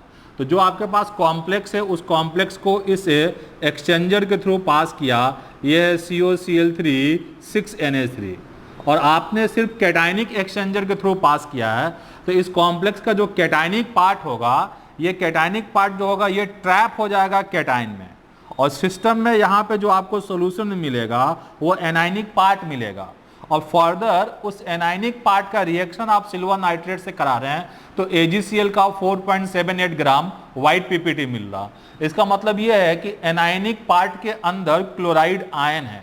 अब 4.78 ग्राम AgCl का वाइट पीपीटी से हमें पता चल जाएगा कि कॉम्प्लेक्स के अंदर कितने क्लोराइड आयन जो है वो एनायनिक पार्ट के अंदर है। जैसे वाटर प्यूरिफायर एपरेटस में करते क्या है कि बाहर से टैप वाटर पास करते हैं, तो टैप वाटर पास करने से जो वाटर के अंदर हार्डनेस क्रिएटिंग जो सब्सटेंस होते हैं उनमें से कैटायनिक पार्ट जो होता है कैटायनिक एक्सचेंजर में ट्रैप हो जाता है, और एनायनिक पार्ट जो होता है एनायनिक एक्सचेंजर में ट्रैप हो जाता है। अब इसके बाद जो पानी निकलता है बाहर कैटायनिक और एनायनिक एक्सचेंजर से पास होने के बाद जो वाटर निकलता है वो वाटर जो होता है पोर्टेबल वाटर होता है, पीने योग्य पानी होता है। तो यहाँ पे कैटायनिक एक्सचेंजर से पास करने का मतलब ये है कि जो कॉम्प्लेक्स के अंदर कैटायनिक पार्ट है वो कैटायनिक एक्सचेंजर में ट्रैप हो गया, एंड फर्दर सिल्वर नाइट्रेट से जो रिएक्शन हो रहा वो इनफैक्ट सिल्वर नाइट्रेट से जो रिएक्शन होगा वो एनायनिक पार्ट का रिएक्शन होगा, ठीक ना। तो ध्यान रहे यहाँ पे जो आपको क्लोराइड आयन मिलेगा वो क्लोराइड आयन जो होगा एनायनिक पार्ट में आप रखोगे, कैटायनिक पार्ट में नहीं रखोगे, ठीक ना। ये बताना चाह रहा कि कैटायनिक पार्ट जो है वो तो ट्रैप हो चुका है, and for the silver nitrate से जो रिएक्शन हो रहा वो एनायनिक पार्ट का रिएक्शन हो रहा। तो देखो यहाँ पे क्वेश्चन में क्या है इनफैक्ट कि ये आपके पास कॉम्प्लेक्स है COCl3 6NH3, और इसका रिएक्शन हो गया यहाँ पे सिल्वर नाइट्रेट AgNO3 से, और यहाँ पे आपको दे के गया ये AgCl का वाइट पीपीटी, AgCl का वाइट पीपीटी दे के गया, प्रिसिपिटेट दे के गया, और ये है 4.78 ग्राम ये वाइट प्रिसिपिटेट है, और इसका जो मास है इस कॉम्प्लेक्स का ये 2.675 ग्राम मास है, 2.675 ग्राम मास है। अब यहाँ पे जो सिल्वर नाइट्रेट पास किया गया है ये एक्सेस पास किया गया है, एक्सेस पास किया गया है ताकि इस कॉम्प्लेक्स के अंदर जितने भी आयनाइजेबल क्लोरीन हैं वो सारे के सारे आयनाइजेबल क्लोरीन जो हो वो AgCl के फॉर्म में प्रिसिपिटेट हो जाए। तो यहाँ पे अगर आप ध्यान देंगे तो देखेंगे कि इस कॉम्प्लेक्स के अंदर जितने भी आयनाइजेबल क्लोरीन के नंबर ऑफ मोल्स होंगे उतने ही नंबर ऑफ मोल्स AgCl में होंगे। मतलब यहाँ पे क्लोरीन एटम जो है वो कंजर्व हो रहा है, ठीक ना। यहाँ पे आप POAC principle of atomic conservation apply कर सकते हैं क्लोरीन एटम पे, ठीक है ना। और यहां से सारा का सारा आयनाइजेबल क्लोरीन जो है वो बेसिकली सिल्वर नाइट्रेट से रिएक्शन करके AgCl के फॉर्म में कन्वर्ट हो गया। मतलब इस कॉम्प्लेक्स में जितने भी आयनाइजेबल क्लोरीन के नंबर ऑफ मोल्स होंगे उतने ही नंबर ऑफ मोल्स AgCl के अंदर क्लोरीन के होंगे। तो यहां पे मैं अप्लाई कर सकता हूं या यहां पे मैं लिख सकता हूं कि number of moles of ionizable chloride ion in COCl3 6NH3 is equal to number of moles of chloride ion in AgCl। मतलब आयनाइजेबल क्लोरीन जो कॉम्प्लेक्स में है वो सिल्वर नाइट्रेट से रिएक्शन करके वो सारा का सारा AgCl के फॉर्म में प्रिसिपिटेट हो गया। अब देखो इसका टोटल मास जो है ये दे रखा है 2.675 ग्राम। अब इसका मॉलिक्यूलर वेट जो है 267.5 ग्राम है। अब इसमें कितने आयनाइजेबल क्लोरीन है ये मालूम नहीं है, तो आयनाइजेबल क्लोरीन का नंबर मैंने यहाँ पे मान लिया कि ये X है।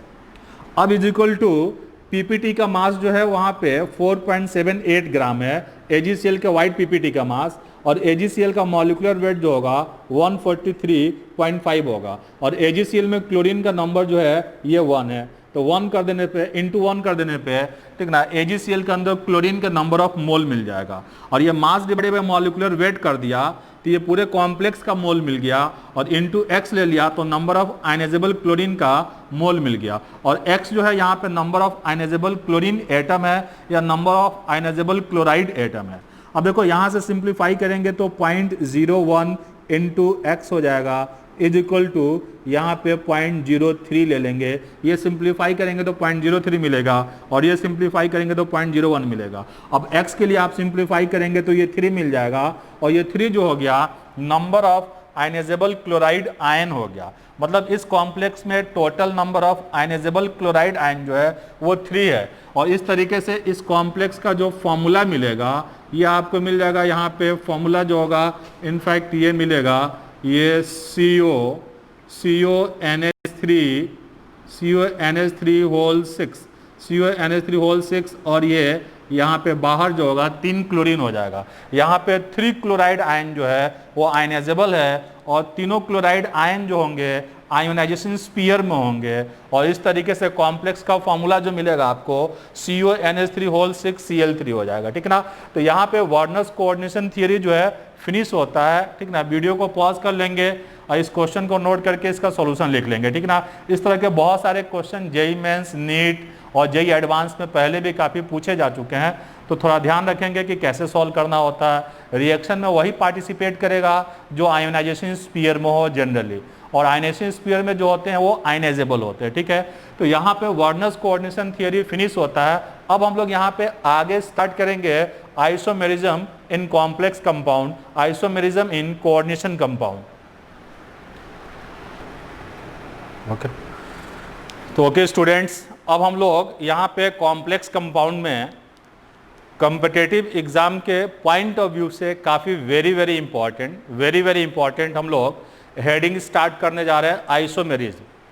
अब देखो आइसोमेरिज्म जो होता है it is predominantly found in organic compound, but inorganic compound like complex compound can also shows the phenomena of isomerism, ठीक है ना। अब देखो आइसोमेरिज्म के अंदर होता क्या है कि सेम मॉलिक्यूलर फॉर्मूला होगा और डिफरेंट स्ट्रक्चरल फॉर्मूला होगा। एंड कॉम्प्लेक्स कंपाउंड के अंदर होता क्या है भाई, मेटल के चारों तरफ जो होते हैं लिगेंड अरेंज होते हैं। तो होगा क्या यहाँ पे कि कॉम्प्लेक्स कंपाउंड का मॉलिक्यूलर फॉर्मूला सेम रहेगा, बट मेटल के चारों तरफ लिगेंड का अरेंजमेंट जो होगा वो डिफरेंट होगा। तो इस फेनोमेना को हम आइसोमेरिज्म बोलते हैं। तो आइसोमेरिज्म का डेफिनेशन ये होगा कि when the complex compound having same molecular formula but different arrangement of ligands around the central metal atom is known as isomer, and the phenomena is known as isomerism. When the complex compound having same molecular formula but different arrangement of ligands around the central metal atom is known as isomer, and the phenomena is known as isomerism. And isomerism in complex compound are of two types. Isomerism in complex compound are of two types, जिसमें से हम एक को बोलते हैं यहाँ पे structural isomerism and दूसरे को हम बोलते हैं स्पेस और स्टीरियो आइसोमेरिज्म। ठीक है, स्पेस एंड स्टीरियो आइसोमेरिज्म में दो तरह का आइसोमर होगा, जिसमें से एक होगा ज्योमेट्रिकल आइसोमेरिज्म एंड दूसरा जो होगा ऑप्टिकल आइसोमेरिज्म।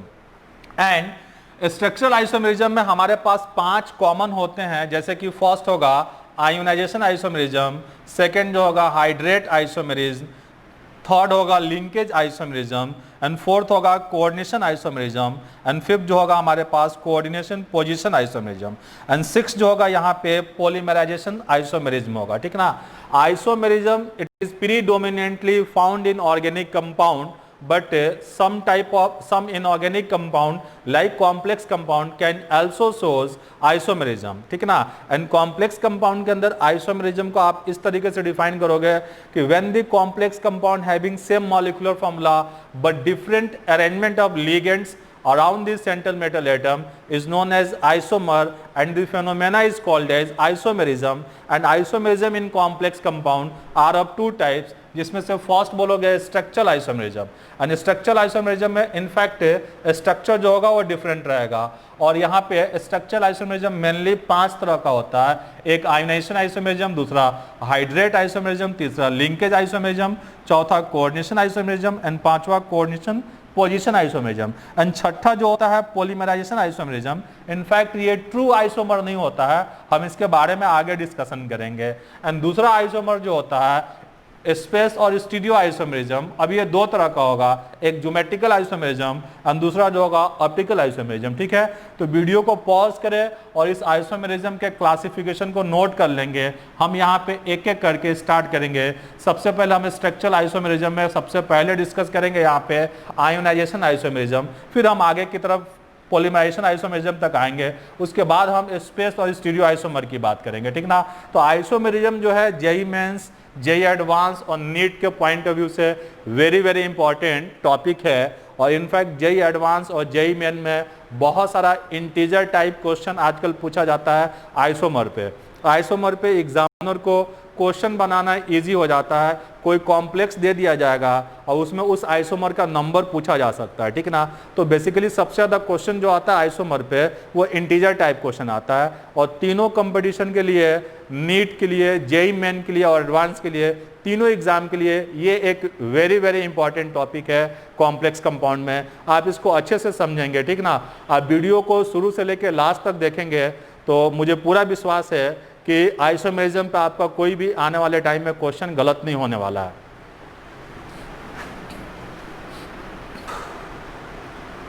तो ओके स्टूडेंट्स, आइए अब हम लोग स्ट्रक्चरल आइसोमेरिज्म में फर्स्ट आइसोमर यहाँ पे डिस्कस करेंगे। स्ट्रक्चरल आइसोमेरिज्म में फर्स्ट आइसोमर मैं यहाँ पे लूँगा आयोनाइजेशन आइसोमेरिज्म। अब देखो आयोनाइजेशन आइसोमेरिज्म में होगा क्या कि सेम मॉलिक्यूलर फॉर्मूला होगा, दो अगर कॉम्प्लेक्स है तो दोनों कॉम्प्लेक्स का मॉलिक्यूलर फॉर्मूला सेम होगा, और अब उसको वाटर में जब उन दोनों कॉम्प्लेक्सेस को, मान लो 2 कॉम्प्लेक्स है और दोनों कॉम्प्लेक्सेस का मॉलिक्यूलर फॉर्मूला सेम है, और दोनों कॉम्प्लेक्सेस को वाटर में ऐड किया जाएगा, तो वो दोनों कॉम्प्लेक्सेस एक दूसरे के आयोनाइजेशन आइसोमर तब कहलाएंगे जब दोनों कॉम्प्लेक्सेस डिफरेंट आयन प्रोड्यूस करे वाटर में। डिफरेंट नंबर ऑफ आयंस नहीं होने चाहिए, डिफरेंट टाइप्स ऑफ आयन होना चाहिए। तो आयोनाइजेशन आइसोमर होता क्या है कि when the complex compound having same molecular formula but gives different ions in the aqueous solution on ionization are called as ionization isomer and the phenomena is called as ionization isomerism। जैसे कि मैंने यहाँ पे ionisation isomerism के लिए मैंने definition लिया है कि complex compound which have same molecular formula but give different ions in the aqueous solution on ionization are called as ionization isomer and the phenomena is called as ionization isomerism। ध्यान रहे different number of ion नहीं चाहिए हमें, different types of ion चाहिए।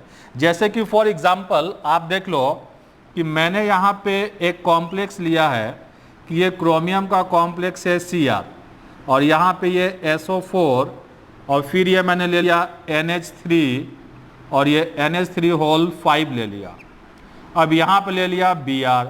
अब देखो क्या है बेसिकली कि यहाँ पे Br पे चार्ज जो है -1 है, Br पे चार्ज -1 है, NH3 पे चार्ज 0 है, SO4 पे चार्ज -2 है। तो SO4 पे -2 है, Br पे -1 है, तो -2 -1 दोनों मिलके -3 हो गया। तो इस क्रोमियम पे चार्ज जो आएगा +3 आएगा। ध्यान रहे कि जितने भी आपको पॉसिबल आइसोमर बनाना है उन सारे पॉसिबल आइसोमर में आपको ध्यान रखना है कि मेटल का प्राइमरी सेकेंडरी वैलेंसी ये चेंज नहीं होना चाहिए। मेटल का प्राइमरी सेकेंडरी वैलेंसी ये चेंज नहीं होना चाहिए। अब देखो यहाँ मेटल पे चार्ज +3 है, इसका मतलब मेटल का जो प्राइमरी वैलेंसी है वो प्राइमरी वैलेंसी जो है यहाँ पे +3 है और मेटल का यहाँ पे कोऑर्डिनेशन नंबर 6 है, इसका मतलब मेटल का सेकेंडरी वैलेंसी जो है वो 6 है। तो इसके जितने भी पॉसिबल आइसोमर बनेंगे उन सारे पॉसिबल आइसोमर में आपको ध्यान रखना है कि प्राइमरी वैलेंसी +3 होना चाहिए एंड सेकेंडरी वैलेंसी 6 होना चाहिए। अब देखो अगर आप इसको वाटर में डिजोल्व करेंगे तो वाटर में डिजोल्व करने पे ये आयोनाइज होने के बाद क्या देगा, ये आपको दे के जाएगा यहाँ पे ये क्रोमियम, फिर ये SO4 क्रोमियम SO4 और फिर ये NH3 होल 5 NH3 होल 5 ये देगा आपको, ठीक है। और इस पे चार्ज आ जाएगा +1 और यहाँ पे Br नेगेटिव जो होगा ये आयोनाइज हो जाएगा और आयोनाइज हो जाएगा तो यहाँ से Br नेगेटिव का टेस्ट मिल जाएगा। अब Br नेगेटिव का टेस्ट लेने के लिए इसके अंदर हम लोग ऐड कर देंगे सिल्वर नाइट्रेट AgNO3। अब AgNO3 ऐड करोगे तो यहाँ पे AgBr का आपको मिल जाएगा light yellow PPT, light yellow PPT यहाँ पे मिल जाएगा, लाइट येलो PPT मिल जाएगा। कहने का मतलब ये है कि ये कॉम्प्लेक्स जो है Br नेगेटिव का टेस्ट दे रहा है, Br आयन का टेस्ट दे रहा। अब देखो सिमिलरली मैं क्या कर रहा हूँ कि ये एक दूसरा कॉम्प्लेक्स लिया और इन दोनों कॉम्प्लेक्सेस का मॉलिक्यूलर फॉर्मूला सेम है। यहाँ पे Br को अंदर कर दिया और ये NH3 कोऑर्डिनेशन स्फीयर में है, अब SO4 को बाहर कर दिया। अब इसको अगर आप वाटर के अंदर ऐड करते हैं, इसका एक्व सोल्यूशन लेते हैं, तो एक्व सोल्यूशन लेने पे ये आयोनाइज होके आपको देके जाएगा ये CrBr NH3 होल 5 और ये आयोनाइज होगा तो इस कॉम्प्लेक्स पे चार्ज +2 आ जाएगा। फिर यहाँ पे SO4 -2 है। अब इसके अंदर मैंने ऐड कर दिया बेरियम क्लोराइड BaCl2। अब बेरियम क्लोराइड ऐड कर दिया तो मुझे मिला यहाँ पे BaSO4 का कर्डी वाइट PPT यहाँ पे हमें मिल गया। तो हमने क्या देखा कि यहाँ SO4 पे चार्ज जो है -2 है और यहाँ NH3 पे चार्ज 0 है, Br पे -1 है एंड क्रोमियम पे चार्ज +3 है। तो इस कॉम्प्लेक्स में क्रोमियम का प्राइमरी वैलेंसी +3 है एंड सेकेंडरी वैलेंसी जो है 6 है यहाँ पे। तो हमने क्या देखा कि इन दोनों कॉम्प्लेक्सेस में प्राइमरी सेकेंडरी वैलेंसी 6 है, प्राइमरी वैलेंसी +3 है और सेकेंडरी वैलेंसी 6 है। फर्स्ट कॉम्प्लेक्स में प्राइमरी वैलेंसी और सेकेंडरी वैलेंसी जो है +3 + 6 है एंड सेकेंड कॉम्प्लेक्स में भी प्राइमरी और सेकेंडरी वैलेंसी जो है +3 + 6 है। अब ये कॉम्प्लेक्स जो है Br नेगेटिव का टेस्ट दे रहा और ये कॉम्प्लेक्स जो है SO4 का टेस्ट दे रहा और दोनों कॉम्प्लेक्सेस का मॉलिक्यूलर फॉर्मूला सेम है, बट दोनों कॉम्प्लेक्सेस जो है स्ट्रक्चर में डिफरेंट है, दोनों कॉम्प्लेक्सेस जो है different types of ion produce कर रहा। तो ये दोनों कॉम्प्लेक्स जो होंगे एक दूसरे के आयोनाइजेशन आइसोमर कहलाएंगे। लेकिन अगर इस कॉम्प्लेक्स को आप ऐसे लिख दोगे कि ये है कॉम्प्लेक्स आपके पास, कि ये आपके पास क्रोमियम Cr और फिर यहाँ पे Br को अंदर कर दिया, SO4 को भी अंदर कर दिया और ये NH3 होल 4 ले लिया और बाहर में यहाँ पे ये NH3 कर दिया, तो इनफैक्ट ये मॉलिक्यूल जो होगा ये एग्जिस्ट नहीं करेगा, ये मॉलिक्यूल एग्जिस्ट नहीं करेगा। ऐसा इसलिए क्योंकि ये पूरा का पूरा NH3 जो है ये न्यूट्रल है, इस पे चार्ज जीरो है, और जब NH3 न्यूट्रल है, चार्ज जीरो है, तो पूरे कॉम्प्लेक्स पे भी चार्ज जीरो होगा और ये दोनों यहाँ पे एक दूसरे को अटैच नहीं कर पाएंगे। बाहर यहाँ पे कोऑर्डिनेशन स्फीयर के बाहर न्यूट्रल मॉलिक्यूल तभी होगा जब इस कॉम्प्लेक्स पे कोई ना कोई चार्ज हो, तभी बाहर पे यहाँ पे न्यूट्रल मॉलिक्यूल रहेगा। अगर 0 है तो एग्जिस्ट नहीं करेगा, कोई फोर्स ऑफ अट्रैक्शन नहीं आ पाएगा, ठीक है ना। यहाँ पे न्यूट्रल मॉलिक्यूल तब होगा जब यहाँ पे कोई पॉजिटिव चार्ज रहे, और इस कॉम्प्लेक्स पे पॉजिटिव चार्ज रहने के लिए बाहर में कोई नेगेटिव आयन होना चाहिए, ठीक ना। जब कॉम्प्लेक्स पे पॉजिटिव चार्ज रहेगा और ये न्यूट्रल रहेगा तो वहां पे आयन डाइपोल अट्रैक्शन से बेसिकली वो न्यूट्रल मॉलिक्यूल जो होगा अटैच हो जाएगा। लेकिन जब यहाँ पे न्यूट्रल है, बेसिकली NH3 न्यूट्रल है और कॉम्प्लेक्स पे चार्ज जीरो है, तो यहाँ पे कोई फोर्स ऑफ अट्रैक्शन नहीं बनेगा और ये मॉलिक्यूल एग्जिस्ट नहीं करेगा। तो यहाँ पे इस कॉम्प्लेक्स के दो आइसोमर बनेंगे, आयोनाइजेशन आइसोमर 2 बनेगा, ठीक ना। फर्स्ट में Br का टेस्ट आएगा और सेकंड में सल्फेट का टेस्ट आएगा। बिल्कुल आपको ध्यान रखना है कि जितने भी पॉसिबल आइसोमर आप बनाओगे उन सारे पॉसिबल आइसोमर के अंदर प्राइमरी और सेकेंडरी वैलेंसी जो होना चाहिए ये फिक्स होना चाहिए, सेम रहना चाहिए, ये चेंज नहीं करना चाहिए। तो आयोनाइजेशन आइसोमर के अंदर हम different types of ion check करेंगे, डिफरेंट नंबर ऑफ आयन नहीं देखेंगे, ठीक है ना। तो आयोनाइजेशन आइसोमर बोलोगे किसको कि when the complex compound having same molecular formula but gives different ions in the aqueous solution on ionization are called as ionization isomer, and the phenomena is called as ionization isomerism।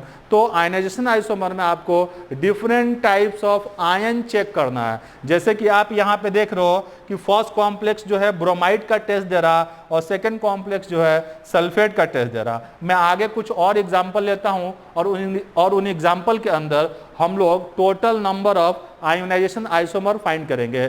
ध्यान रहे, मैं एक बार वापस repeat कर रहा हूँ, ionisation isomer के अंदर या जितने भी स्ट्रक्चरल आइसोमर लेंगे उसमें प्राइमरी सेकेंडरी वैलेंसी फिक्स होना चाहिए, और आयोनाइजेशन आइसोमर में आपको डिफरेंट नंबर ऑफ आयन नहीं देखना है, आपको डिफरेंट टाइप्स ऑफ आयन देखना है।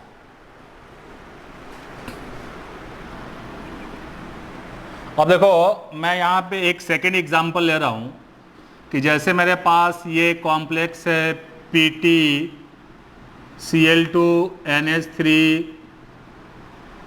होल 4 और यहां है Br2। तो देख लो, यहाँ पे ध्यान रहे, 2-3 बातें आपको ध्यान रखना है। पहली बात कि प्राइमरी सेकेंडरी वैलेंसी चेंज नहीं करना चाहिए जितने भी पॉसिबल आइसोमर लेंगे, और उसके अंदर कॉम्प्लेक्स का नेचर बिहेवियर चेंज नहीं करना चाहिए। जैसे देखो, ये कॉम्प्लेक्स कैटायनिक है तो हर एक पॉसिबल आइसोमर में कैटायनिक रहना चाहिए।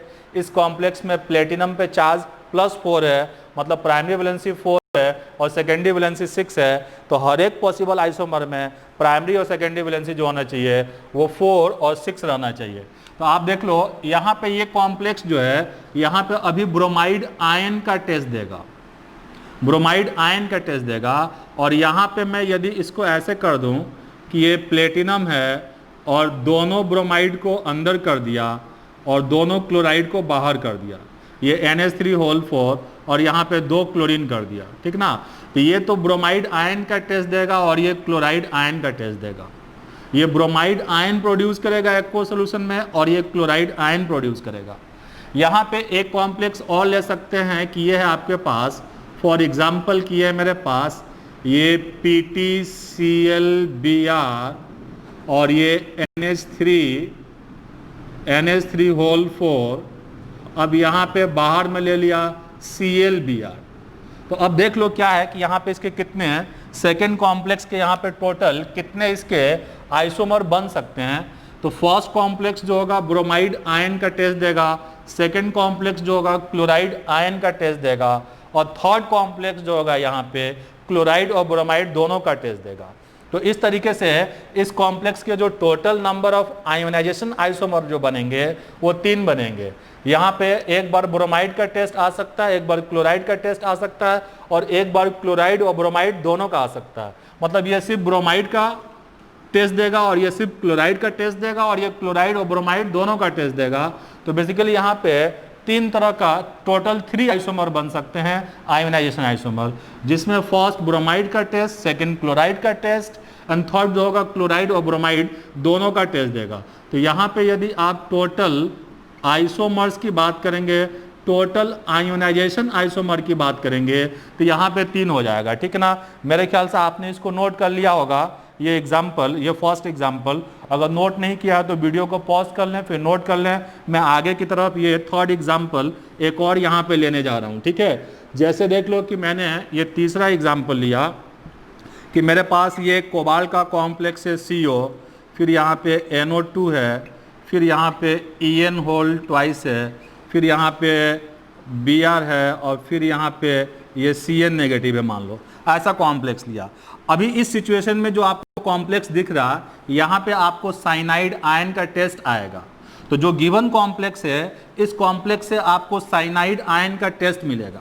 अब एक बार साइनाइड आयन को हम कोऑर्डिनेशन स्फीयर में रखेंगे और बाहर कर देंगे किसी दूसरे एनायन को, तो ये तो साइनाइड आयन का टेस्ट देगा। और एक कॉम्प्लेक्स आप ऐसे बना सकते हो कि ये साइनाइड आयन कोऑर्डिनेशन स्फीयर में, फिर ये EN होल ट्वाइस हो गया और यहाँ Br आ गया और बाहर आ गया NO2।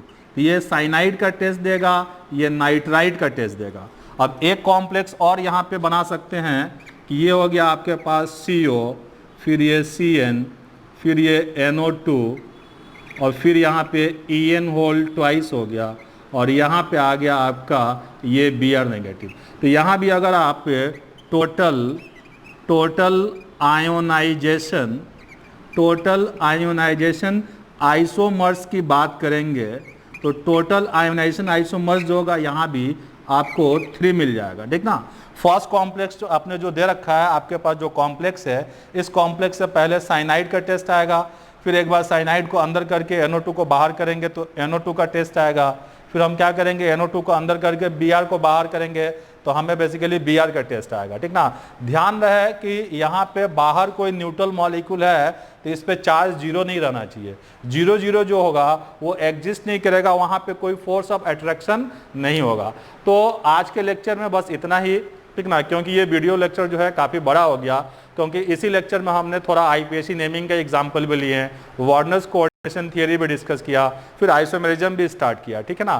तो अब देखो स्ट्रक्चरल आइसोमेरिज्म में स्पेशली आयोनाइजेशन आइसोमर क्या है कि सेम मॉलिक्यूलर फॉर्मूला होगा, बट वाटर में डिसॉल्व किया जाए तो different types of ion produce करे, डिफरेंट टाइप्स ऑफ टेस्ट दे, डिफरेंट आयन का टेस्ट दे, तो वैसे कॉम्प्लेक्सेस एक दूसरे के आयोनाइजेशन आइसोमर होते हैं, ठीक ना। आयोनाइजेशन आइसोमर के अंदर basically different types of ion चाहिए हमें, डिफरेंट नंबर ऑफ आयन नहीं चाहिए। और जितने भी आप स्ट्रक्चरल आइसोमर लोगे, उन सारे स्ट्रक्चरल आइसोमर में आपको ध्यान रखना है कि प्राइमरी सेकेंडरी वैलेंसी जो होना चाहिए ये चेंज नहीं होना चाहिए और कॉम्प्लेक्स का नेचर नहीं बदलना चाहिए। कहने का मतलब ये है कि गिवन कॉम्प्लेक्स यदि कैटाइनिक है तो हर एक पॉसिबल आइसोमर में कैटाइनिक दिखना चाहिए, या गिवन कॉम्प्लेक्स यदि एनाइनिक है तो हर एक पॉसिबल आइसोमर के अंदर एनाइनिक दिखना चाहिए, ठीक ना। तो आज के लेक्चर में बस इतना ही। चलिए हम लोग मिलते हैं अगले लेक्चर में। अगेन यहाँ पे मैं बोलूँगा कि वीडियो को पॉज कर लें और पॉज करके इन तीनों एग्जाम्पल को आप नोट कर लेंगे। ये सेकेंड कॉम्प्लेक्स जो होगा टोटल 3 आयोनाइजेशन आइसोमर बनाएगा, एंड थर्ड कॉम्प्लेक्स जो होगा ये भी टोटल 3 आयोनाइजेशन आइसोमर बनाएगा, ठीक ना। तो चलिए हम लोग मिलते हैं अगले लेक्चर में, और अगले लेक्चर में फिर वापस हम लोग आयोनाइजेशन आइसोमर के कुछ एग्जाम्पल्स लेंगे, फिर बाकी के स्ट्रक्चरल आइसोमर डिस्कस करेंगे, ठीक है।